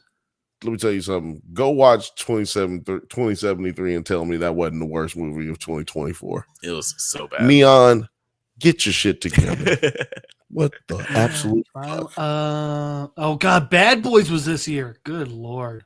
Yeah, Bad Boys did come out this year. Abigail, that was good. Yeah, I didn't honorable mentions right here. Monkey Man. Abigail was almost a drunkie nominee, but for best high concept comedy. But I didn't love it, so it didn't make the cut. But yeah, if speaking of Civil War, James Morgan, you should check out the homie Morbid Sue's video. She has like a very long video about the movie Civil War and how she personally feels about the themes. And how they were carried out in that movie. Morbid Zoo. Morbid Zoo. The homie. But don't check it out now. I feel like a fifth to a quarter of the movies I saw this year were released like decades ago. Seriously, I'm like, yo, that came out. Bone Tomahawk, Star Trek, Forrest Gump. Wait a minute, Bone Tomahawk? You saw these in theaters? Yeah, this year. That's great. Why not, right? All these old movies in theaters. Yeah, The Terminator, Scream. Jesus, man. And Batman Returns. Anything from 24 in 2020. Yeah. I thought he was going to say he saw True Grit. I saw Y2K, which was awesome. Moana 2, Red 1, and A Royal Pains, Smile 2. Blink Twice, Alien Romulus, Cuckoo, Trap, Deadpool, Wolverine, and Violent Nature. Bad Boys Ride or Die, The Fall Guy, Abigail, Ministry of Ungentlemanly Warfare, Monkey Man, Late Night with the Devil. And I don't know anything from the first 3 months. When did we watch? When did I watch that? Saturday. Late Night with the Devil. Yeah, we watched it Saturday. Yeah, It was it's a drunkie nominee for best horror. I thought it was good. Yeah, I wouldn't call it a horror movie if that was what it got qualified as. It was one of those ones where like it was going pretty good, and then they confirmed if it was supernatural or not, and I was like, well, you just fucking ruined it. I personally really liked the ending. Like, at least when I saw it in the theaters, I was like, whoa. Wait a minute. What is the conclusion that you came to? It was supernatural or not? You said they came to the conclusion. What was your conclusion? I'd say it was. You say it was. I would say it was. Oh, yeah, for sure. Like, also, I watched Terrifier 3 today, and I'll tell you what, making him a demon, fuck you. It was never a great series, but it was the fact that a person was doing that made it. No, you know what it made it crazy to me is that you had no fucking clue what the fuck he was, because he came back to life. Yeah, at the end of the first one. So to me, it was like left up in the air. Like who is this motherfucker? Like, okay, like leave it like that to me. Yeah. This one was like, hey, Sienna was hot in the second one, and I want to watch her again. Right, like I just want to say that would not have helped the movie, but I just feel like that's what they should have did. But because you got to say something about the movie, that's what we get kind of paid for. I don't know. Do we get paid? Somebody pays us. I don't know. There's money exchanged. Somebody does something, but who cares? I would be doing this with you guys anyway. That's the sad part. This is fucking fun. We love hanging out with you guys and talking about nerd shit. So let's talk about some more nerd shit. Let's get into our first show of the night. That's right. We're going into a galaxy far, far an hour and 30 minutes in. It's an hour and 30 minutes in. Oh, it only took. We gotta put like a timestamp. Gotta put a timestamp. Matter of fact, put the timestamp right there when you pull it up. But yeah, we're gonna be talking about Star Wars. That's right. We are talking Skeleton Crew. It is episode 6. 0 friends left. Zero friends again. 0 friends again. Because the kids were fucking losers before, and they're fucking losers again. That's why. Fucking losers. I'm still enjoying this series so far. Wim, how are you feeling how did you feel about this episode on the whole? Initial thoughts? I'm still liking the series, but I'll say this, which my therapist likes to say, when you say but, you're just basically saying whatever's coming before this is bullshit. So I still like the series, but Disney, especially Disney Star Wars, has a fucking problem with episode 6s. This episode wasn't bad, but it wasn't near as good. And I think a big part of that is because it's a 32-minute episode with 6 minutes of fucking credits. Like, it's so this series has gone 46 minutes, 29 minutes, 37 minutes, 36 minutes, 43 minutes, 32 minutes. And the problem is when it's unstandardized like that, this feels like it felt like a short episode, and it felt like they just kind of didn't finish. And it's because they keep jumping around with the time, I think. Yeah, that is one of the problems I had with this episode, because it's so short, and because like the ending is like, I actually really enjoyed the ending, but it just kind of makes you want more, and it makes you ask why we're not getting more, since it's only a half-hour episode. No. A 25-minute episode. Jesus. It's very important to me that they not get away with this bullshit. Well, it's 25 minutes, but it's how much time is it with the credits? 6.5 minutes of credits. So it becomes 32. Yeah, no, that's bullshit. Yeah, that's annoying. I'm not gonna stop saying it. Somebody put in the comments that Disney paid for something that I posted. Man, let me tell you something, goddamn it. If Disney was paying us, then we wouldn't be criticizing the fuck out of their ass like we do. Shit. Yeah, have you seen any of our episodes? I still would. I'm a very bad employee. Go back and watch our Book of Boba Fett episodes of the podcast and see what we have to say. About Boba that. Fett. Oh shit. Yeah, in this episode, like we mentioned earlier, Bryce Dallas Howard directed this episode. She sure did. She sure did. BBH. She's directed some of my like Friend of the show. favorite episodes of like The Mandalorian. Yeah. And like episode season 2, she directed one of the episodes. I think it was like the introduction of Bo-Katan. Ding. And that You know, episode was you told action-packed. me that earlier, and I was gonna say it like I knew what I was saying. I knew what I was talking about. But you took it from me. Hey, sorry. It's in the rundown. And yeah, she also directed the episode of The Mandalorian that was just inserted into Book of Boba Fett. Like, remember that episode that was just The Mandalorian? That was Bryce Dallas Howard. I didn't say it wasn't in the rundown, by the way. I was just saying you said it before I could say it. Oh, I know. You just got me. You got me. That's all. You got me. Do you think Disney had a contract with Bryce Dallas Howard and they were like, what if instead of being on the camera, you're behind it? James Morgan said, I'd like to thank Apple TV Plus for a free weekender. Yeah, they did have Apple TV Plus for free this weekend. Well, son of a bitch. And we will get to Silo a little bit later, just a little bit. Did that work for you? We did it. I need the verification code again. Yeah. We'll do it again. Yeah, we'll figure it out another time. Yeah. It's Star Wars. It's always Star Wars. So Drunk Banthas. in this episode, Jod and Smee are captured by the pirates at Pocket. Pirates and Pocket. The pirates take Jod and Smee back to the Brutus blue box. for execution. I just want to play this clip.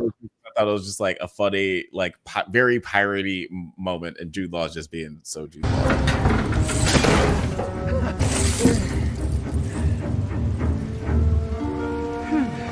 Hello. Yes, I'm glad you're here. I thought that was just like a cool, funny moment. It just felt very Jack Sparrow. Or Jude Law's a good actor, and he almost always gets the assignment, man. Exactly. Yeah, he always knows what kind of movie he's in. I think it's more so because he doesn't care. Like, he's like pretty. He don't care. Like, it's just to a degree to like where he's done so many movies. Like, he's done so many. Remember, he was the out of shape or just the skinny Matthew McConaughey back then, back in the day. You know, like he was just in everything. He had like 20 movies every 2 years, and he was. I forgot he's Dumbledore. Yeah, he's right, Dumbledore. I heard he's really good as Dumbledore in those movies. He's amazing as Dumbledore. Captain because Marvel? Why? Because he gets it. He gets it. He's the sexy Pope or whatever that movie. Whatever Young that Pope, but basically the same Pope. thing. He was in that shitty King Arthur movie. He was good in it though. Didn't see that one. Oh yeah, I didn't see that. I stopped watching after that was Oliver. Sad that it wasn't a good movie because both him and Charlie Hunnam were great. Oh, that one. Yeah. Twist. I didn't see it. But No, now I need to see it because me and Charlie Hunnam are boys. Guy Ritchie. No, you did see Grand that Budapest Hotel. I didn't, but I saw him at the Wii Spa. Rise of the Guardian. Yeah. And he that's told right. me to go He's check it out. But I was like, dog, my bad. I missed your text. And he was like, well, next time I do one. But now he hadn't been in no movies in a long time, so I ain't been to no premieres. So been in it. Shout out to Charlie, man. That's my dog. Chuck, Big Chuck. Repo Man was 2010. Damn. Can't drive no taco trucks no more because taco trucks got repo. I gotta stop scrolling through this. I'm just gonna name random movies. Then later on, meanwhile, the children drop out of Renaud's lair at the bottom of the resort. As we remember, they pulled the little lever that opened up the trap door. We get a lot of little hijinks, and we see that KB and Fern get into a little bit of an argument about how to go about getting back to the ship. The scene with the treasure, it's dope because we get a lightsaber scene that everybody really focused on, but I was really focused on. It was like Treasure Island. Yeah, Goonies. This was yeah. very Treasure Island. Like this, we've had Goonie vibe the whole time, but this was Treasure Island. They got separated from their would-be friend Silver. / captor, and then they all end up back in the same place. Then they find the treasure together. They think they're cool. Then here comes the double cross. They get away, and the crew turns on Long John Silver. Yeah. One of my favorite lines in this episode was when Wim said, "Why do I always get the people who are good wrong?" Shout out to that kid. What What were you about to say, Wim? So one of the interesting things, though, is like they find the treasure, but that's not Treasure Island. Treasure Island's at Aden. So like they get to Treasure Island, they do all that stuff. And that's what the captain's little area in the last episode was. And now they're going. So this is the interesting part. It's Treasure Island. They've been to Treasure Island, but now they're going to basically Fort Knox. So we're gonna see a different type of show. I'm thinking. Yeah, that is like I didn't even think about it in that way, but it is interesting that they've kind of like played out the fun beats that are familiar from like Treasure Island and like the Goonies, and those plot points have kind of played their part. They've kind of like had their beginning, middle, and end. So what's going to happen next is kind of unpredictable. It's a little bit less like, oh, I know where this is going. I know exactly what's going to happen at the end. You don't know I'm curious to see like which way these characters land. You know where they're landing is Disney. And Just it's a like Disney kid show. Just like episode 5 is gonna have some bullshit shortened version of it. It's gonna be 15 minutes long, and with 15 nine minutes with trailers.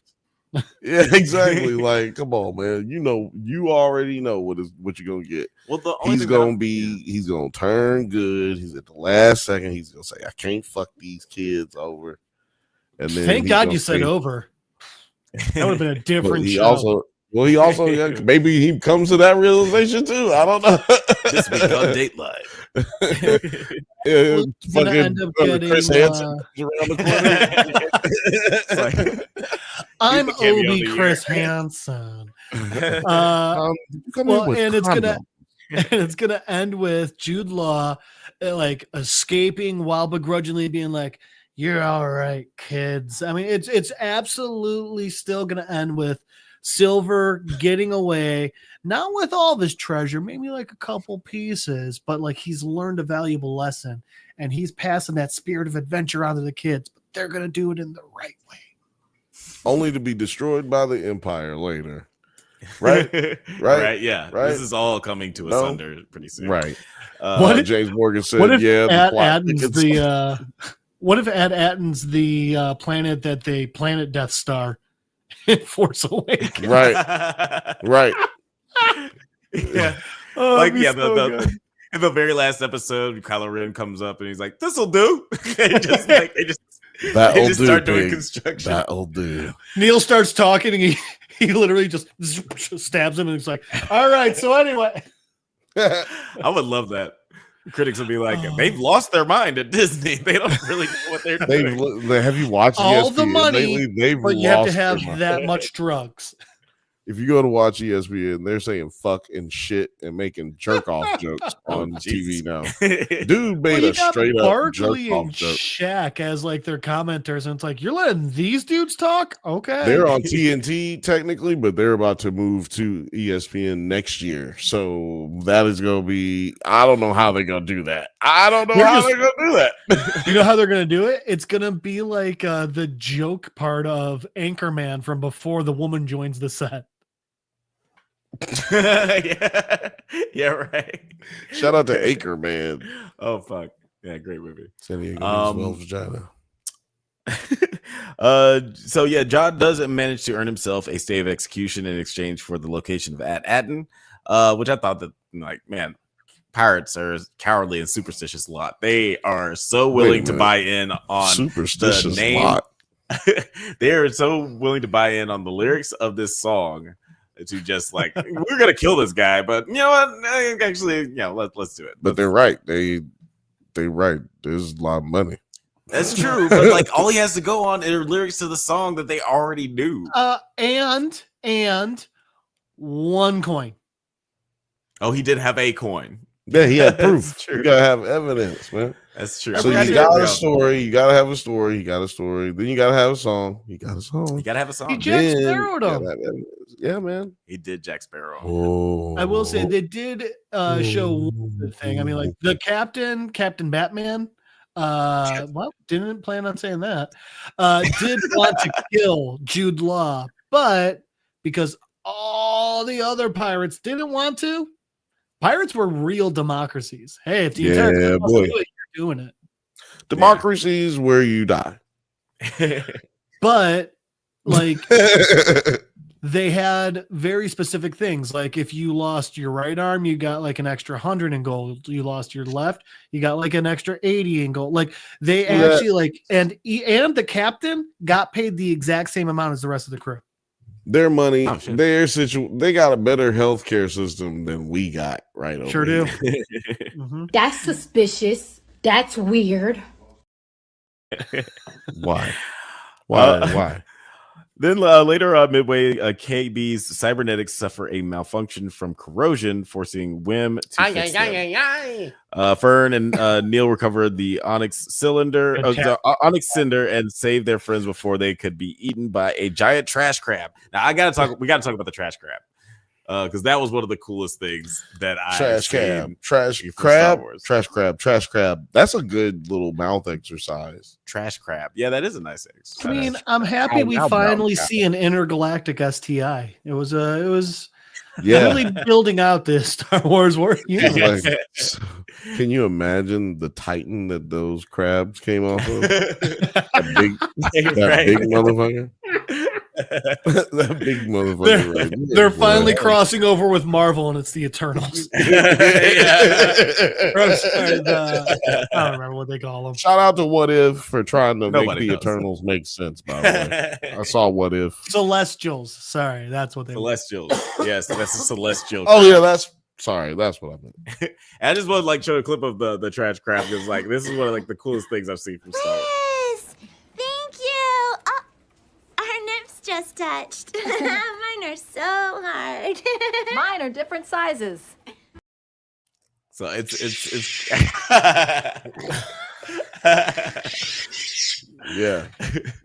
So yeah, that like it's a really cool design on the trash crabs, like and well, like how they're just made I of will garbage. say those were really good designs. I will agree with you there.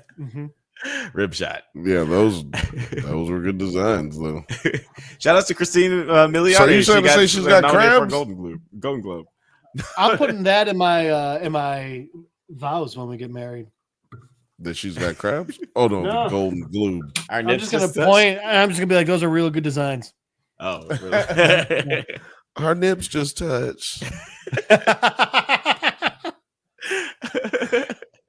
See, now I have to marry her just so I can invite you to the wedding, just so I could say that in my vows.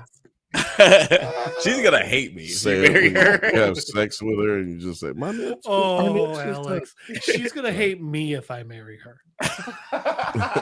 It's like, I'll make sure. That's not just her. That's whoever I marry. It's just like the stipulation. This is just how it is. But yeah, I thought that design was really cool, and it was cool seeing Wim and what's her name, KB, have like KB. their little moment, and seeing like the inner workings of KB's like saved her life. Yes, cyborg. She had an accident, or at least what I figured from this is she had an accident where they had to replace her brain. That's what or it looks something, like. and replaced it with mechanics and AI. And then I just want to point out that when he saved her life, and in the old customs, she is his slave now. So I just feel like they should honor that because he really went out of his way. You know what I'm saying? He went out of his way.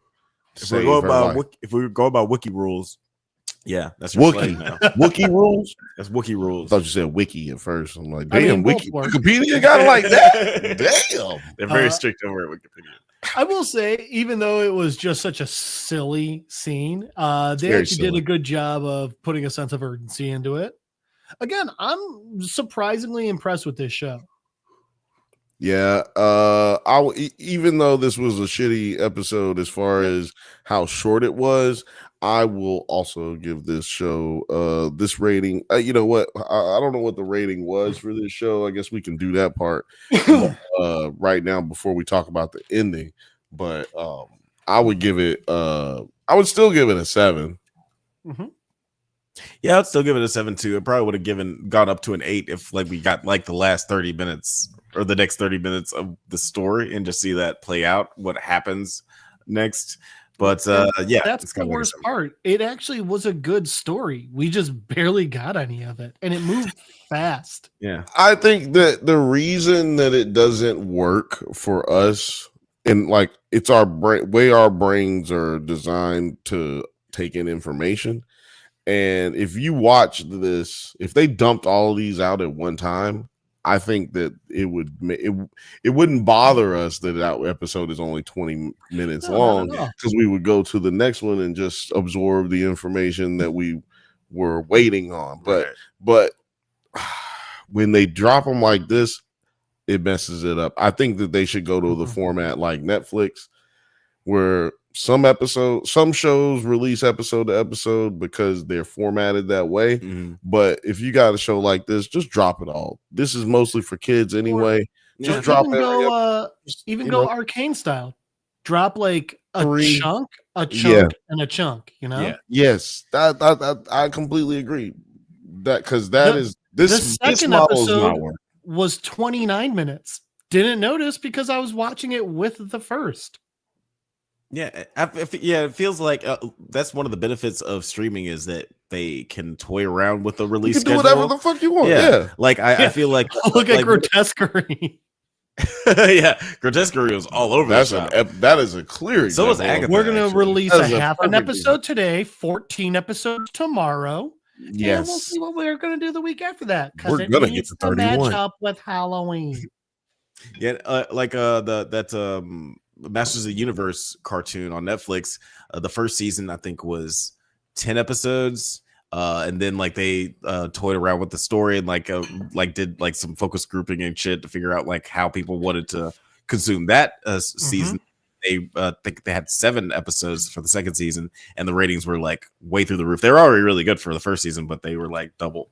So it's just like a matter of knowing your audience and know how they want to consume your story. Like I said, with these kind of shows, I would dump them all at one time. Yeah, for this kind of show, it feels like even Mandalorian, I would drop it all at one time, even though we're not getting that no more.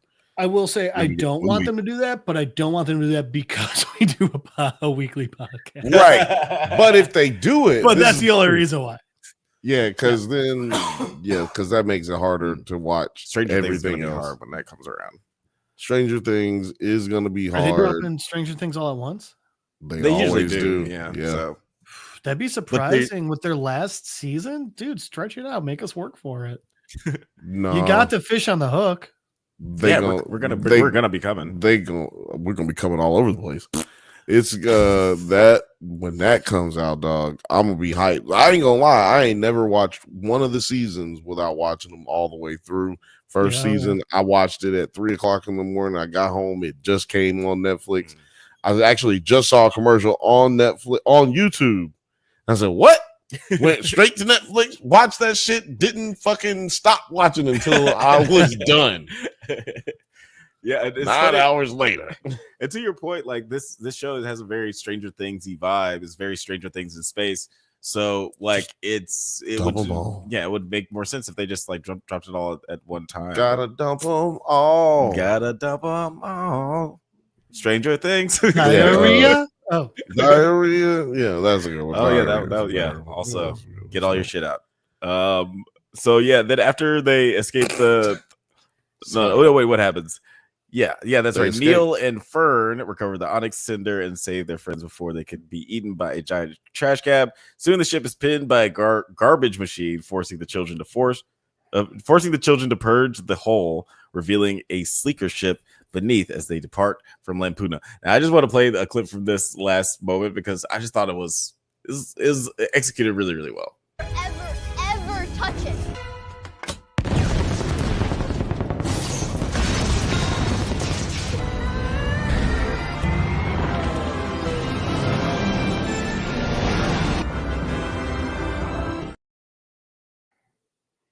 So I got a question.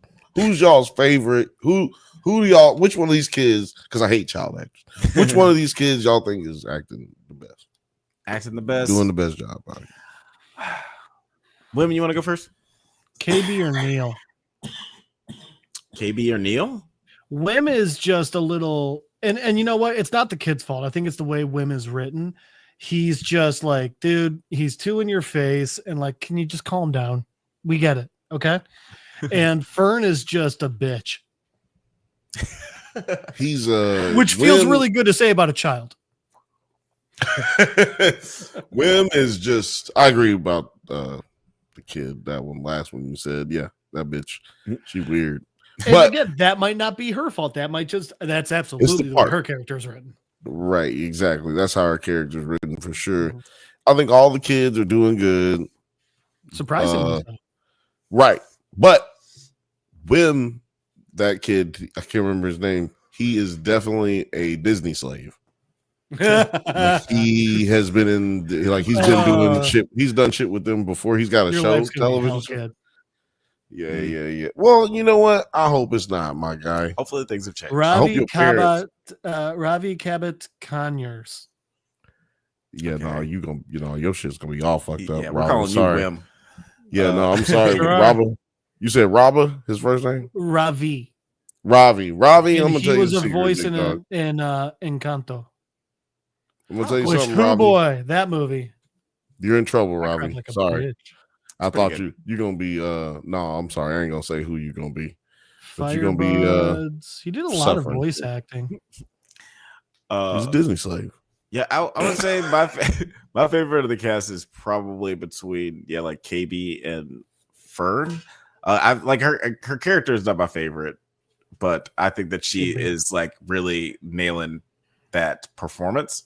It's just, like she's doing a lot with a little. She's doing right. She's no Christina Ricci, I'll tell you that much. I think that like her like I don't know like that her performance is really good and KB as well, like especially since you don't get to see like her eyes. KB, she's doing a lot with her just like her vocal performance and her just like I'm going Wim, man. I'm going Wim. All right, this is gonna sound bad. Let me explain. Nope. I want to know how old all of these kids are. Okay. No, that's okay. Because I think that's suspicious. That's weird. Because I'll try not to laugh at that too. Yeah, Fern is 15. She's the only one I found that I was able to find her age on IMDb. That's what a 15-year-old looks like? Yeah. Because I think Ravi Wim is 14. I don't know how old Neil or KB are, but I think like 9-year-olds to me.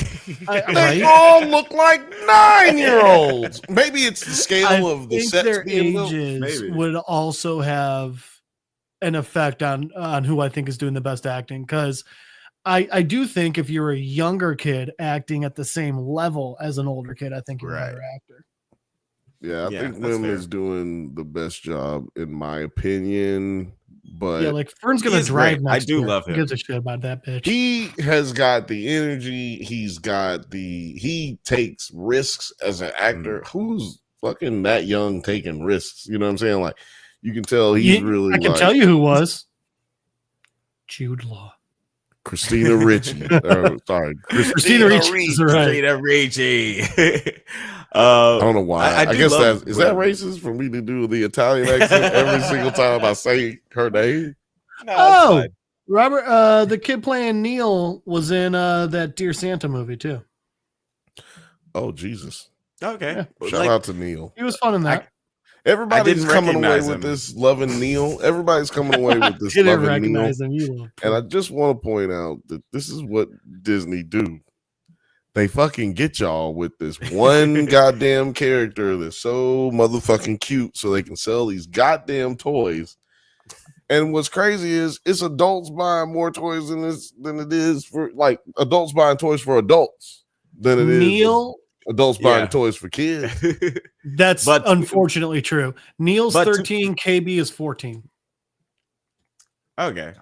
And you said you said women's 13? Women is 14. He's 14. Okay, yeah. So he's the youngest. Oh, sorry. No, No. he will be 14 this year. So take everyone and just knock him down in age.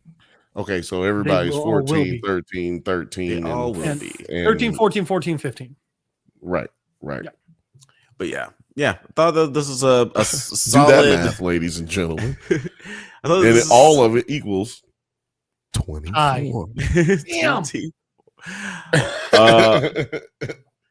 Yeah, like this is. I think this is like Jeff almost a usually solid. says this is half of a solid episode. I think we can all kind of agree on that. Yeah. It would have been cool if we saw how this fleshed out. But I guess we'll have to wait until next week. We only got 2 episodes left on this show.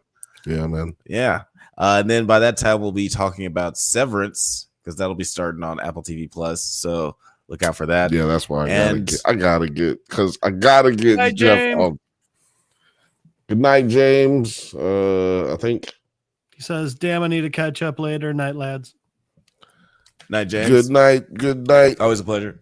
Have a good Appreciate one, you, homie. bro. Applauses for you. Applauses for you, my guy. Applause, I'm gonna applause actually for take a drink for you. I'm gonna take a shot for you, big dog. Yes, thank you always for joining us, James. It's always a pleasure. And yeah, what were we talking about? I was doing all that talking. I would Severance. remember. Oh yeah, Severance. We're gonna be talking about Severance when that comes around, and probably Your Friendly Neighborhood Spider-Man, that new animated Spider-Man series that's coming out. Right. When's that one coming out? That's coming out January 24th, I believe. There's something coming out in February. I mean, March. January March. 29th. No, February 17th. Something's coming out, and then something's coming out in March too. I can't remember. Invincible. Oh yeah, Invincible 2 should be coming out soon. Probably in March I think or it's April. March. Something's coming out. I just saw it. I'm mad. I can't remember. That would make sense. Did I make a note of it? But guys, let us know what you thought of Damn it. Star Wars Secret Agent Skeletons. Oh, That's not the name. Skeletons. That's not the name of the show. Star Wars Skeleton Crew. I do feel like it is still like some of the best Star Wars TV shows that we've gotten. So In a while. yeah, in a while. Well, I would say in overall, like I would say this is like top 3. In a while. This is what I'll do. I will not forget The Mandalorian season 1 and 2. No, I'll give Mandalorian it number top 1 for me. 5 still. without question. Top 3, I'd have to I have to think about that. Yeah, man. Actually, I would say for me it's like Andor number 1, Mandalorian 2. This is number 3. Oh, Mm, no. So far. What do you what? It's saying season 4 of Invincible, according to the AI overview, is reportedly scheduled for release January 5th, 2025. So it was on 2 days ago. Wait, what? That's not I feel right. like we would not have missed that, right? Yeah. I feel like I would have known. I would have been I feel told. like the internet would have lost their fucking mind when it came Oh, wait. out, right? Looks like there's a knock at the door. Is he a clone? Is he a Oh. variant? Who's to say? Only producer T knows. What's up, producer T? How you doing? Doing pretty well. I had the sound on listening to this and the other one, so it was very delayed and I couldn't hear my intro.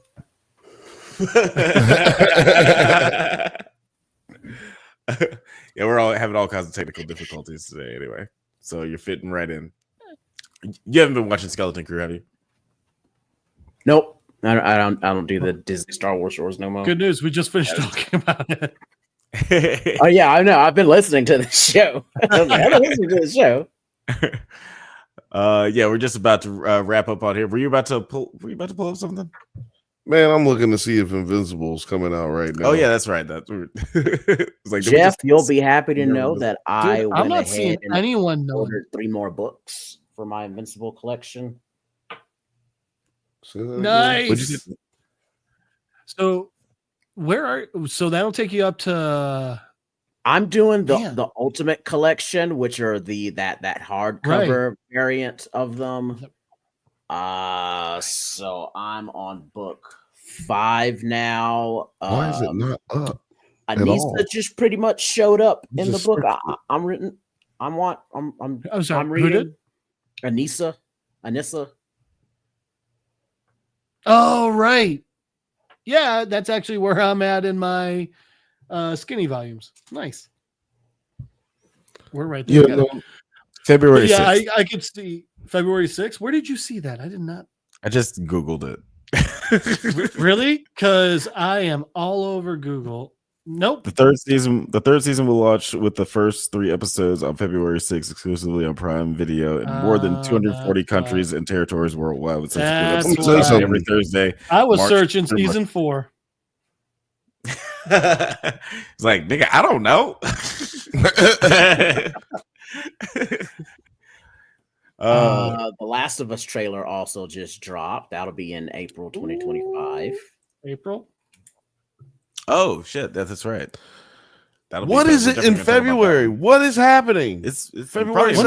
When's when we get in Gen V? Gen V2. I don't know.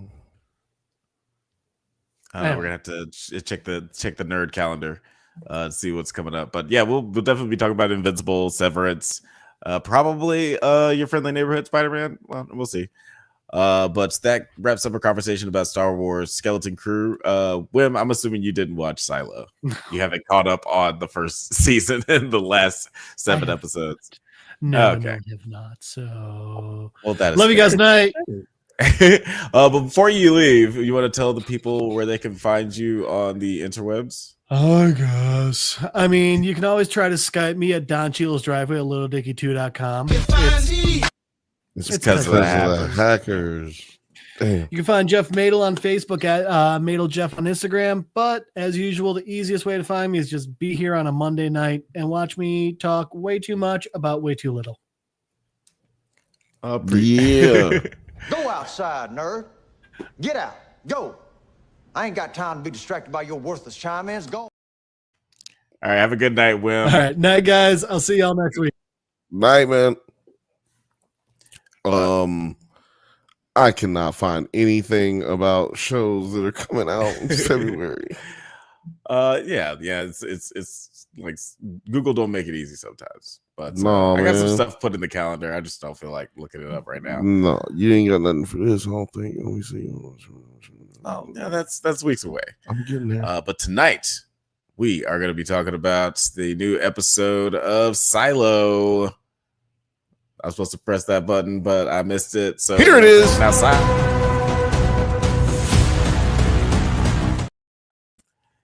Yeah, that's right. We're talking about the episode, That's book. way too like pumped up for kind of like how Silo kind of goes. That like it's not that serious. I actually do like their intro. This episode was kind of that serious, or like towards the end. Yeah, I got pretty amped up.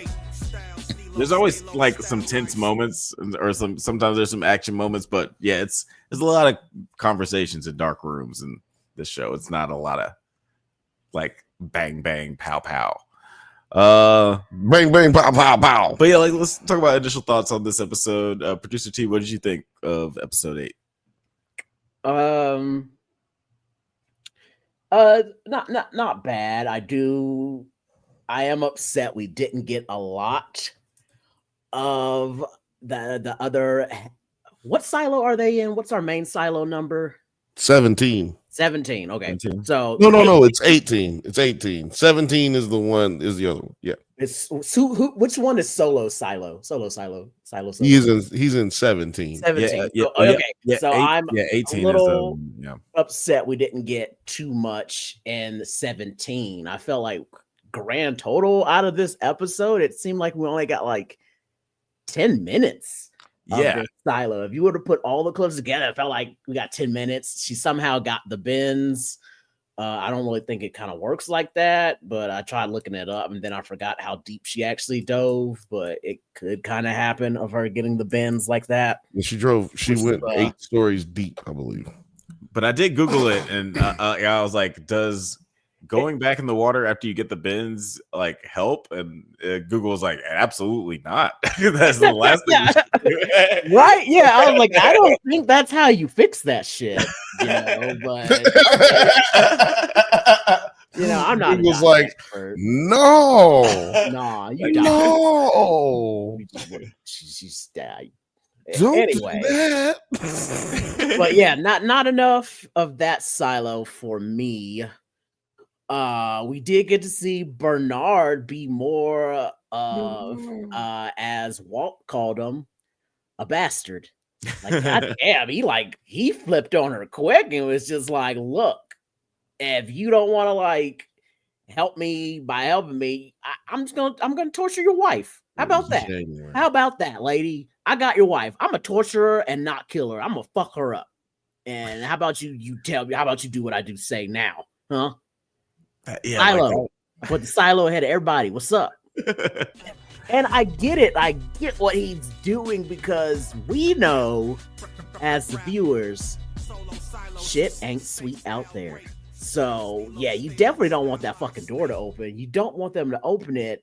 And I don't know. I'm still real confused about why do they need to lie so much about if you go out there, you die.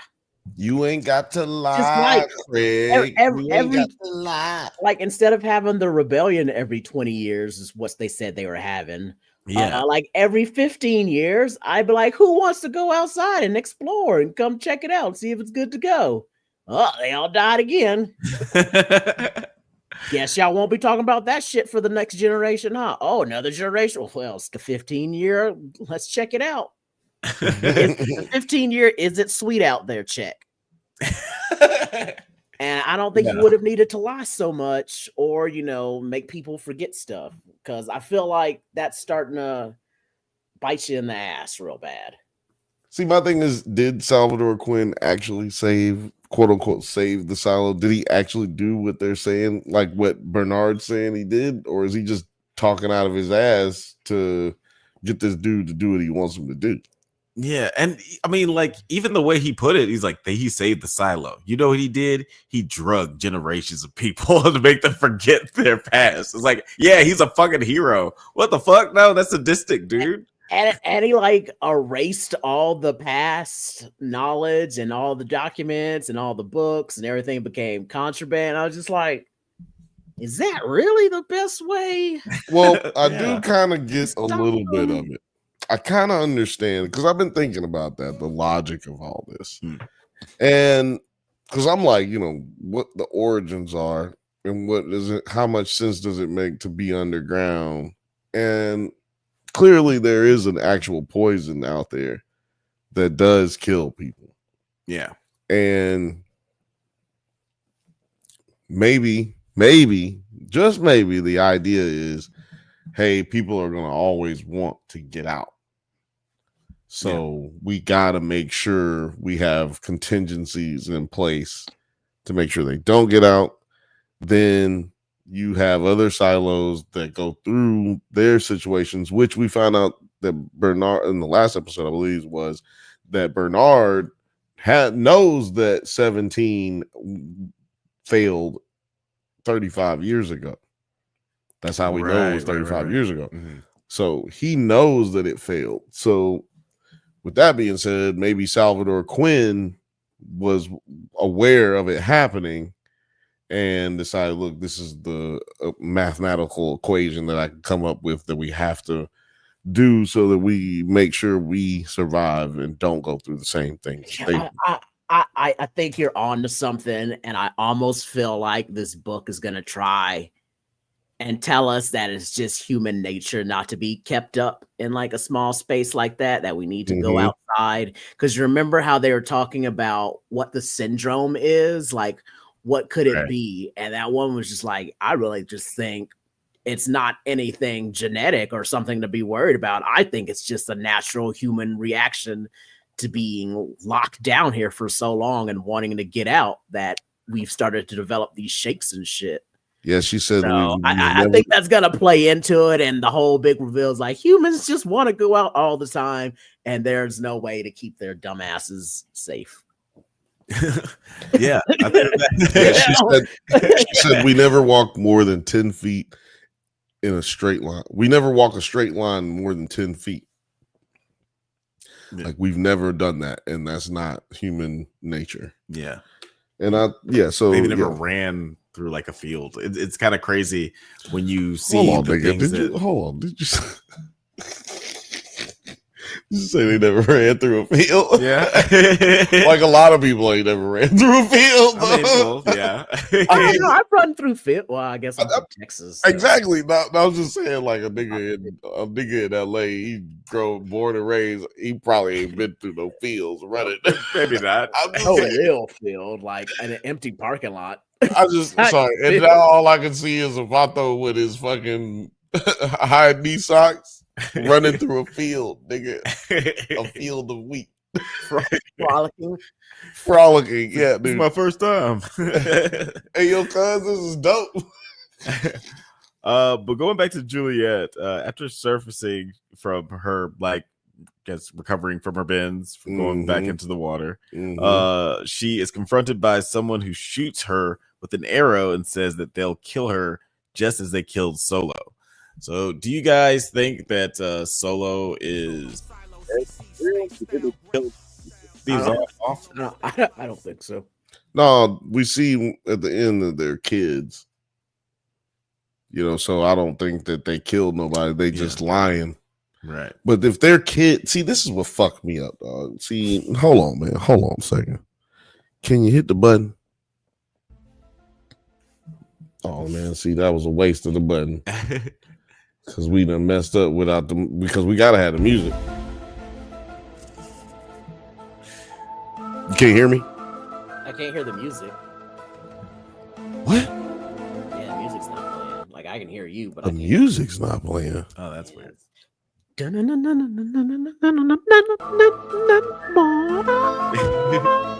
That's crazy. The music's not playing. I'm doing it for you. Well, I mean, regardless. Anyway, your point. My point was, well, is this playing? See, that's why I was worried about it. Because I mean, well, yeah, but we're not gonna be able to fix it right now. We're gonna be able to fix it. My point is that if there's kids there and the silo failed 35 years ago, then it's got to be some adults, because these kids couldn't have been born 35 years ago if they kids. They look, when I was saying that, like, even if it was like 25 years ago, I was like, these kids look under 20. Unless we just old. Unless we old and we just looking at them like, oh, you little kid. And then they actually 35. Yeah. You know? But this whole time I was also thinking, I was just like, would everybody in the silo want to go out? Like all 10,000 people? I feel like a lot of people. Not all of them are gonna be like, yeah, this is a good idea. Let's all go out. They're all lying. Like, not everybody's gonna believe that. Right. And I'm just kind of having a hard time of like imagining how the stank air kind of got in, or like. Well, no, they leave it assumed to that that people basically just infighting, and you know they ended up killing each other, and because there's graffiti outside and graffiti along the way where people have said things like, I don't know, they've said a lot of things. I can't remember all of them, but one of the things was definitely we're going to get you. You can't hide forever.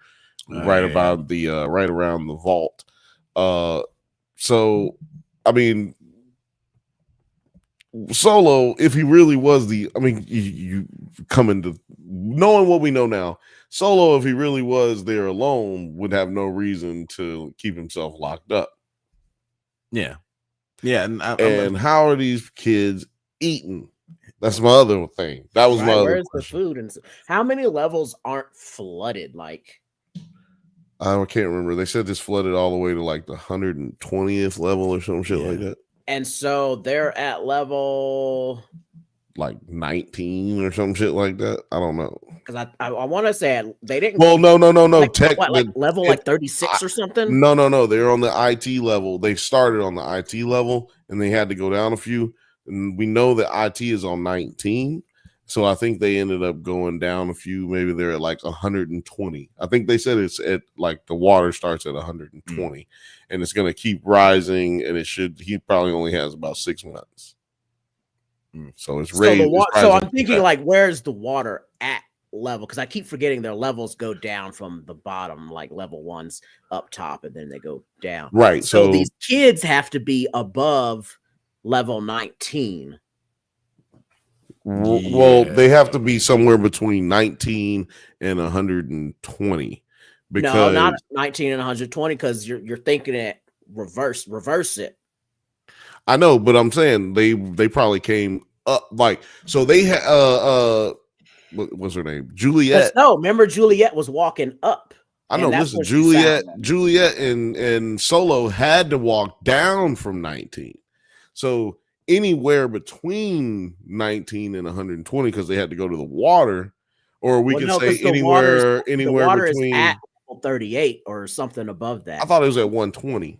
No, but let's just say it's at 138 or 120, but anywhere between there. Level 38, like the water's super I thought high. She said 100 and something. But regardless, they're somewhere between 19 and 38. Right. So they're somewhere between. So I mean, you got like a good 40 floors that haven't been flooded.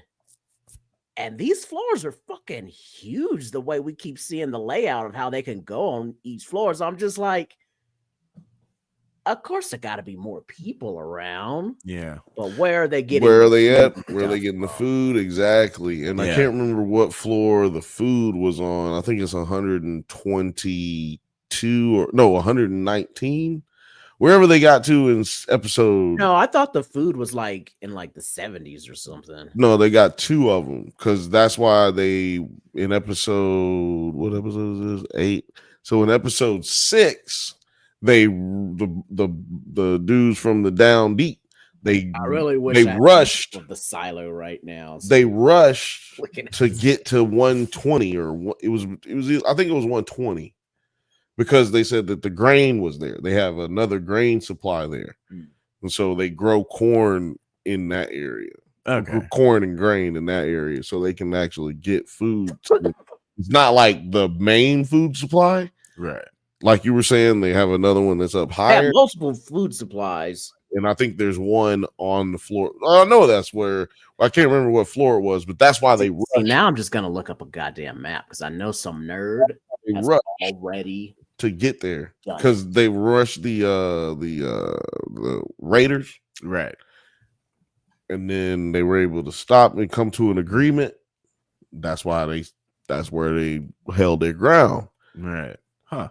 Yeah, and then they were celebrating it like it was cool. But then Bernard was like, "You just gave them all the fucking food. This is all the fucking reason we had this shit blocked off. You dumb bitch." And that's that's verbatim. Yeah, it is kind of cool seeing the parallel of how things turned out in Silo 17, like how that's playing out in Silo 18 right now. Silo. I do feel like the more interesting one is the Rebecca Ferguson Steve Zahn storyline. The solo silo. Because then there's silo. So I hope we get a solo episode. Like, one of those episodes where we just get like a flashback episode where we see just what happened in the past 35 years. Whoa, that's meta. A solo episode. A solo episode. I'm out of here, Doug. I'm out of here, Doug. Yeah, like that'd be cool if we get like a whole episode dedicated to what's been happening in the bottle past episode. 30. Not a flashback episode. We're way off on the levels. Well, I was a little bit closer. IT is on 34 and 35. Well, they said 19 last time. I mean, when the lights went off, He was on 19. 19 is the grade school they went to. Well, we're talking about 17 or 18. 17 and 18, same layout. So where is it flooded? Well, I'm just saying what they said on the show. Definitely on the show, they said 19 was IT. This is what some nerd has built but up. that might be the book too, because you know there is a book stuff. That's what I say. There is a book, so there might not. It's not going to probably be. I heard a lot of people be complaining about the lack of continuity to the book or whatever. How they do different stuff. There's same characters, but different ways of getting to where we're trying to get in certain places of the story. And also heard that we're at like the first book with season 2. Yeah, season 2 is still the first book. Huh. So interesting. So the levels might be different according to the book, but I know for a fact they said 19 with Bernard went running down the damn hallway to cut the lights off. He's like, "Oh shit! Somebody cut off the damn lights." There's like a farm, kind of like almost every 10 floors. There's a farm. So yeah. So there could have been. I'm saying so. Therefore, if we say in between in Solo 17. I said Solo 17. Silo 17 between 19 or 38. That's where them kids is at. Right? Like, so there could be some food. If there's one every like 10 levels, there could definitely be some food. Almost every 10 levels. So yeah, like I'm curious how they're going to show how they survived, because like having them be kids and then like have that be the it was cliffhanger. Definitely giving me Thunderdome vibes. You know, Captain Walker. Yeah. Oh man, I've been getting Fallout those vibes, ratty ass kids. I've been getting Fallout vibes the We entire ain't been time. slack, Captain Walker.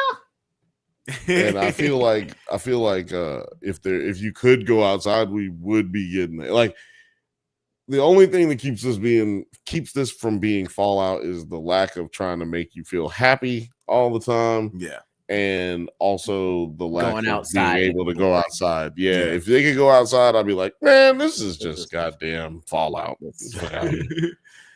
Yeah. But the fact that you go outside and you die, that's cool. Yeah, it's pretty crazy. And like there's still some way to survive out there. I think we're gonna probably find out that they are one of the people who have figured out how to navigate like the dust winds, because Steve Zahn's character had said at some point that they, like, the people who went outside of the silo, they didn't immediately die. Right? And then like the poison came back up yeah. So like, how would he know that? And how? Because he was also wrong about the bins. And he was also wrong about there not being anyone there. Or he lied about it, or he was wrong about there not being anyone else there. No, he was right about the bins. He's right about the bins. He said, like, if you swim up too fast, you'll... No, he said if you go back in, it'll go Oh, yeah, he away. did say that. I mean, y'all just said he was wrong. Yes, factually, he is wrong. But he was also wrong. He was also factually wrong about there being no one else there. Yeah. Unless Oh, he yeah. was He definitely lying. lied about that. He lied about that shit. He's a liar. We've already established. So he might not. Has he really been asked straight up? Is he the only person living in the silo? Because she's asked him if he's alone. Well, he could be alone, solo. You know, the non-rebel person. He is alone. Whatever team he was on, what faction, what happened when they split off. Right. He is alone. Has he been directly? Because remember, this dude is like 13 and 11 years old in the head, right? We're saying, Right. Yeah, man, at least has to be. Right. So, has he been directly asked? Because remember, Juliet already pointed out some of these bodies are a little fresher than the others. Who else is here? Right. What's going on? And he never he didn't say shit. Remember? He refused to answer that shit. Yeah, so he never really said that he was alone in the silo. Man, you think it took 35 years for niggas to just kill themselves off? Ain't that a motherfucker? It's not long at all. Like she just got there, and they down to the last 16. She's just getting there. 10,000 motherfucking people. That's fucking. Let's just say 15,000 walked out, which they didn't. because she was able to get in. They died before they got like 100 feet away, 100 yards away from the spot. Yeah, So it 10,000 people. 10,000 people looks crazy. So Right. she would not have been able to get in there No. because it had just been bodies blocking. Right? the Yeah, door. that's what I'm just saying. Like, So, no, I'm saying to you, just say. I'm saying to your point, that means it's got to be at least 15 people up in that bitch. But damn, she got there right 35 years later. All right, yeah, 35 years, big Man, that's catastrophe. crazy. At least and the third water of your population. The water's still raising. The water raising now. Too. The water. Yeah, that's right. It's another obstacle because if there were people there, that means that most likely they were down on the below because they weren't at the up toppers would have been the more people to go first, right? Yeah. So that means that you was probably down there, down in the bottom deep, and then got flooded out. Yeah, that they call them the bottom deepers. The bottom deep. Yeah, they got Dolomite got to sue them for that. I think he's dead. So never mind. Down in the bottom deep. Oh, he's fucking dead. I put my finger in the ground, make the world turn around. Yeah, like I'm like even like people in the way back of like the crowd. It's like after you see like 800 people die in front of you, it's like go back. I'm gonna turn around. Go back. Turn around. I'm gonna go back home. And you like even to y'all's point, like there's people who probably just like I'm just gonna chill in my house because that sounds like a suicide mission. Well, so what do y'all think about Kennedy? Kennedy slips up. He ain't slipping up. He just straight up told what's his name, Benjamin's wife. Oh yeah, about the page that he is a terrible human being, right? Yeah, he only did one good thing, and that was a season ago. Like he is an asshole, terrible person. I feel like when his wife died, he became a terrible person. No, he was a terrible person. That's why his wife got killed. Remember, they killed his wife because he was stealing and goddamn black marketing and shit. Oh yeah. That's right. That was a punishment. Killed his wife on punishment. You bitch, you got your wife killed. That's crazy, son. Right? Yeah, this dude got so and then he done snitched because it ain't no goddamn like nigga. I told you to not tell nobody. This is the only thing I fucking told you, so I can help you, nigga. I got a bullet at you. He just should have left his ass there to die. I was like, what the fuck? Because he don't know nothing more than he already knew before, or couldn't have figured out on his own. Right. He could have talked to her about anything else. Like, why did you decide to say the one thing I told you not to say? Yeah, he could have said, "Have you ever stubbed your toe?" Ain't that crazy? So much things you could have talked about. You ever noticed that the mirrors make weird sounds at night? You never noticed that? You could talk about anything. Sounds like the focusing of a lens of some kind. You could have talked about anything. You know what I noticed? They don't have sports in the silo. They don't. Oh gosh, yeah, they don't. Or like, do they have games? I ain't seen nobody play cards. I ain't seen nobody motherfucking playing checkers, nigga. I ain't seen nobody throwing dice or fucking. You can shoot all kind of dice all through this motherfucker. I ain't seen nobody, huh? I just like, have I seen anybody playing cards? Nigga, no, I just told you, I ain't seen nobody playing no cards. Right? What do they do for You ain't seen nobody playing jacks. Nigga, ain't nobody motherfucking jump roping. Yeah. There's nothing. Only exercise you I guess you don't need to get exercise. Nigga, you fucking walking up all them goddamn stairs. Yeah. There's no cars. Nigga go to school 19, but he got to walk from 34. Nigga, what? Yeah. Think about that. Takes fucking days. No. There ain't no elevator, nigga. How you make this shit without an elevator? Right. And I want to know, why did they just, like, some of the technology bans that they have, just like, why did y'all ban certain technology? Like, you just said no to any kind of pulley system or elevator at all. They just said no to that shit. Somehow that led to rebellions. Like, because I know everything that they don't have is basically because Salvador was just like, these niggas will rebel if they have this shit. If you give them this shit, they start rebelling. But an elevator, my dude, just that's He said these niggas will go so crazy if you give them. And like, was it like a step by like, because they said they made them forget things gradually. So it wasn't like a test thing, like, they got rid of certain things, and all of a sudden the next rebellion that they saw, this nigga was like using the elevator. The elevator niggas want to go up. And it's like, no, we can't even have this shit down. Drug them up. No more elevators. That shit can't exist no more because they think up and they gotta go out. Oh shit, that might be it. I think I solved it. I think I got the connection. That's it. Oh, there it is. Because elevators go up, and when you go up, you go out, and you can't have that. Can't have it ain't that. sweet out there. You can't. Fuck, I solved it, so that's why. God damn. There it is. Oh man, yeah, I think you just cracked it. Yep. And yeah, like it is kind of weird. Like it feels like obviously all of the rules are all about control over the society, but I'm trying to figure out, just why. What is the reason for all? Well, this? the why is poison, right? Armageddon. That is the why. The question is when, how, and where. We don't know what part of the United States we're in. Yeah. Are we even in the United States? Well, I guess the sky. Canada. I think it is Vancouver because it's cheaper to shoot there. The OSHA thing in the pact that we see. Right. But we know that Salvador Quinn hasn't happened there too long ago. That's what the win is as well. So the win. When did Salvador Quinn happen? It couldn't have happened too long ago. This is the reason, because remember, Grandma at the beginning, the what do they call it? The doula, the doula, the lady who gave birth, like gave birth, but assisted with the like doula. The doula. I ain't explaining what a doula is. Look, Google it.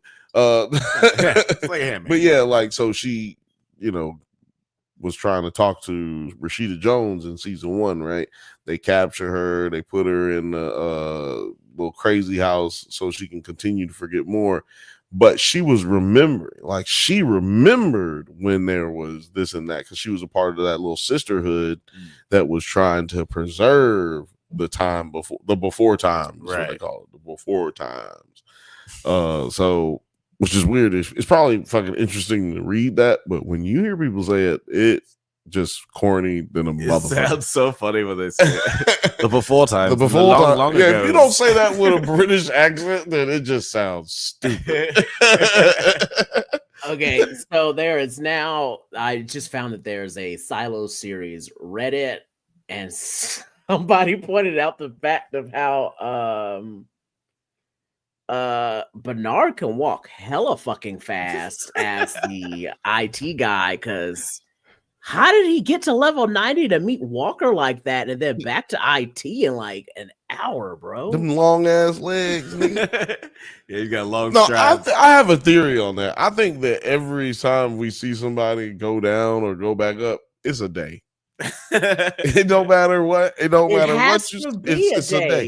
They just making it look like an hour. And also gotta be funky in the silo. Ain't no way in hell. You got all them, at least if just the porters, because they running, them niggas be, every time you seen a porter, he got something on his back running. Nigga is funky up in that bitch. Just them alone running by you. It's like a homeless person walking by you in Los Angeles, but he run by you on the stairs. You know he coming back because he's a motherfucking porter. But yeah, it's like, they make this, each level is 40 feet, and that dude went 71 levels to meet Walker. Hey, nigga. In penny loafers, nigga. Come on. I mean, I know it's just a show goof. No, yeah. In pointed toe shoes, nigga. I'm willing to buy. No, I kind of was thinking that when he seriously showed up to meet her, I was just kind of like, damn, he got there real fast. And wasn't it only been Oh man. an hour since they? No, I'm sorry. I'm don't sorry. know I'm how not gonna time keep saying changes things that I this shit. observed. I'm willing to subscribe to like that. They're just like time jumps that the show just skips for the sake of like story, Right, like because like I've there have been other times where like they'll be like, well, it's been 2 weeks. What do you think? And I was like, it's been 2 weeks, like since what, the last couple scenes? Yeah, nigga, didn't you like, see me go upstairs and come back downstairs? Nigga, that's 2 weeks. We out here traveling like Magellan in this bitch. And even like in the first episode, they kind of established when I think it was one of the characters, I think it was David Aiello's character, the first sheriff, he had to go down to like mechanical. He's like, well, it's going to be about 3 days. I'll see you later. No. Remember, that's what Rashida Jones' character established that because she was like, I got to go down here to service this guy's request for his computer that's what it to be was. fixed. Yeah, she was going down. Yeah. He did the same thing though later. Right. So I think it's been like it's just well established that like it's going to take several days, but just don't worry about down like, in the boring the travel jungle in between.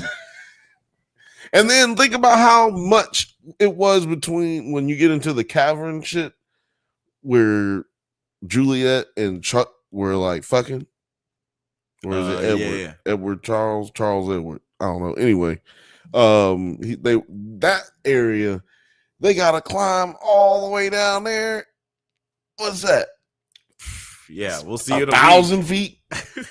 Like, yeah, exactly. Just traveling down there, boy. That's like an hour, and 30 minutes climbing. Yeah, like goddamn, like there's some strong ass people. Then there's like what another 80 feet where the water is there. Yeah. Or it could, and it could be just like Game of Thrones, like type of like fast travel shit, where it's like, oh, they got to the other side of Westeros in like 24 hours, nigga, where it should take 6 weeks for a nigga to get there on horseback. It take a motherfucker It should take a motherfucker two weeks on a dragon.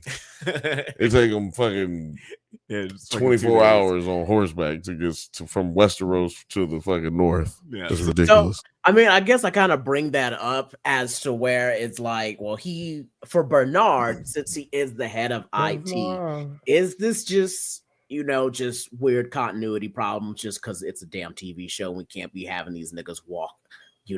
Spend a damn episode of them walking up and down this bitch. We can't have that. Can't have that. Can't have that. Or is it that Bernard has a secret elevator because he is the head of IT? Ooh. That's suspicious. That's weird. Yeah, that would be interesting if he has his own secret elevator. So that's why it's kind of like still a bit of a mystery, and why I bring it up, because it's like, that could be a secret thing that he is keeping. Like, I understand I read some more. Now, the more I was thinking about it, I was like, yeah, if somebody did rebel, the easiest thing to do would be like taking these elevators and lifts to get up to the top. So, yeah, you can't go up, can't go. That's why you can't have elevators. Does make sense. But if I was the head of IT, I'd have me like a little secret elevator. So I'll go up and down and shit. I'm the head of this shit. I'm the only one who needs the damn elevator, not these niggas. Right? Yeah, it's like, fuck these so guys. That's why I'm like, well,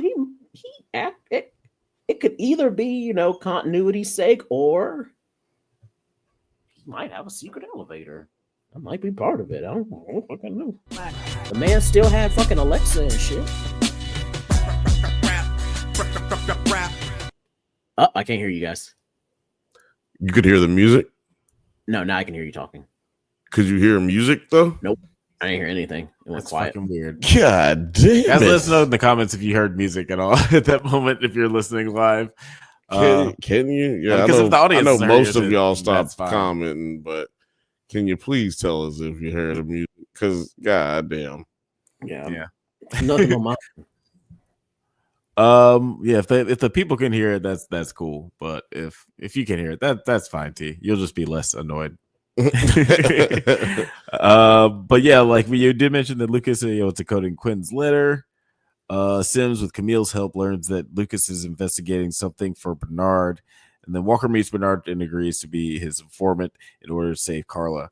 And yeah, you mentioned all that about like how Walker is just like been hornswoggled into being a snitch, and it just like was really disappointing for like her character, because like she's I would have thought that she would have made that turn, but I guess she obviously still loves Carla. But what did you hear any music on that, producer T? No. Okay, let's not troubleshoot and it. now I'm super upset because Hugh Howey and Graham Yost did an AMA on Reddit like 2 days ago. Oh. And it didn't look like it was that popular. Damn, we could have like tried to get the nigga on the show. Fuck. I'm just so goddamn upset about this motherfucker. What were you saying? I was talking about what was I talking about? Yeah, like how Walker, is a snitch basically for Bernard.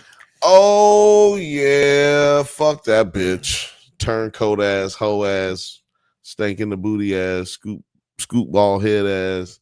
Yeah, got all those crow's feet face ass. Pocahontas wannabe ass. Pocahontas. What the fuck else I got? I don't know. Bitch. Yeah, she made a pretty shitty decision. And then it's like somebody who don't even read the fine print. It's like you're talking to the devil. Hey, I want to see her. Okay, I'll let you see her. Bitch, through a window and some steel bars. You stupid bitch. That's like that. So terrible. Yeah, because she was doing like, no. He's like, hey, stop all that noise. I said you could see her. You saw her. Bitch, she can't hear you. Shut your ass up. All they yelling. I didn't say you could speak. I said see. Bitch, did I say I was done talking? Stop yelling. People are working around here. Yeah, it's fucking insane. You like bastard. I was like, he really fucking is. And then it was like, I mean, it really was. I don't know. I felt like it was kind of predictable. You didn't see that coming? She definitely should have saw it coming. I don't know how she did it coming. When he walked up, That's suspicious. That's weird. I'm here to change the pipes, nigga. You come up out of nowhere. I'm back. I'm out. I'm going back downstairs. Yeah, I'm walking away. This nigga, as soon as he so lifted, creepy in that scene, dude. Just like skulking boy, in the dark. Right? It's like, why are you? Yeah. But shout out to Andy Dufresne, killing it. Can't lie. Andy Dufresne killing it. He knows his role. It's like a little bit funny. It's like he's doing shit that's like a little bit unnecessarily funny, but also like, I guess this is just how this guy is, right? Like it's believable that this dude is like that, but it's stupid funny some of the shit he does sometimes. Yeah, like he makes some interesting acting choices, and he's an interesting character. I can't remember what it was where he was laughing. He was just like, yeah. I was like, this motherfucker right here is having the time of his life. Yeah, he's a certified weirdo. You think we're gonna get a Morgan Freeman? That'd be amazing. Cameo. If we get a Morgan Freeman cameo, it gets best series ever for me. I mean, we could. We have a lot more secret characters and another book holding everything. Like, there's a. What if he's Salvador Quinn? That would be fucking great. Oh, Morgan Freeman, my good friend. But then, Andy like, we don't get to Dufresne. see them together, so that wouldn't be good.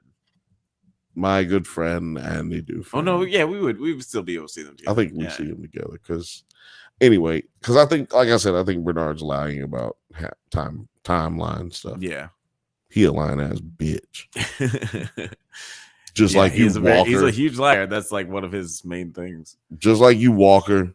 Stupid bitch. Walker. Yeah. Sucked. But yeah, like, is there anything else that you guys, is there anything else we pretty much covered everything that happened in this episode, right? Is there anything big moments in this episode that y'all wanted to go over? No, I mean, we kind of like talked about the little lost children that was bad big, that we didn't like get enough time for. Yeah, that was the biggest moment for sure. Basically, what is up with Common's wife? just bullying her way and do whatever the fuck she wants. Like this dude's like what is he called now? The security people? The judicial? Yeah, had a judicial guy. Yeah. Like he's the judge. Like yes, no. What was his old job then? Oh, I think he was just head of judicial, right? He was like head of judicial, but he was what do they call it? The Raiders. Yeah, the head of the Raiders. He was the head of the Raiders. He was like basically over all of that. He Yeah, was basically the second in command. It was just funny, like how his wife came up to the new head dude, and he like kind of like was about to move past her, and she like stuck out that arm. Was like, I'm like, I'm the new head dude. You're not anybody anymore. Don't touch me. And she was just like, nah, stay right there. I'm not done talking to you. Yeah, oh no, that was no, a little weird. Like that whole storyline, I just felt like. Do we care? Are we caring about that? Like I didn't really care about this storyline with Sims and his wife and all that power dynamic. Like, yeah, it's weird that they're trying to like play side. Just it's like, dude, Bernard said you're dumb and you don't question things, and that's why you can't be Silo. So yeah, that's what you get. Yeah, and like it's like I don't know, like we were saying, like pretty much the whole episode tonight is the Rebecca Ferguson storyline is just like so much more interesting. So like anytime we're spending time on like this kind of boring storyline, it's just like, oh man, can we get back to Rebecca Ferguson? Like what the fuck is going on with Solo? Is he dead? What's happening with him? What's all these? I want to know more about these silos. Like the only time I'm interested is when we get to Lucas, because he's like learning more about what's happening in the silo, and he keeps revealed about the silo's past. So it's like his storyline, like when we have to go back to the silo, it's like, let me follow Lucas, let me see what clues that he got and what's he putting together. Like, yeah, and I hate that the clue that we got was just something so stupid. It's like, if you got this far, you know it's rigged. I was like, that was whack. That was whack. But I think that they're trying more Ovaltine. I think that because this, I'll give it grace because this show is giving us full length episodes without cheating us and shit like that. So it is, you do need to stretch it out. You need to make these exactly. So I'm gonna give them some grace on that, but barely. You know what I mean? Like I'm gonna give them barely some grace on that. What do you prefer? Like, because we did complain about the last show, Skeleton Crew. It was not long enough. Like it was just a little too short. Just kind of left us wanting more. Which one is more frustrating for you? That or something like this, where it just like goes on a little bit too long?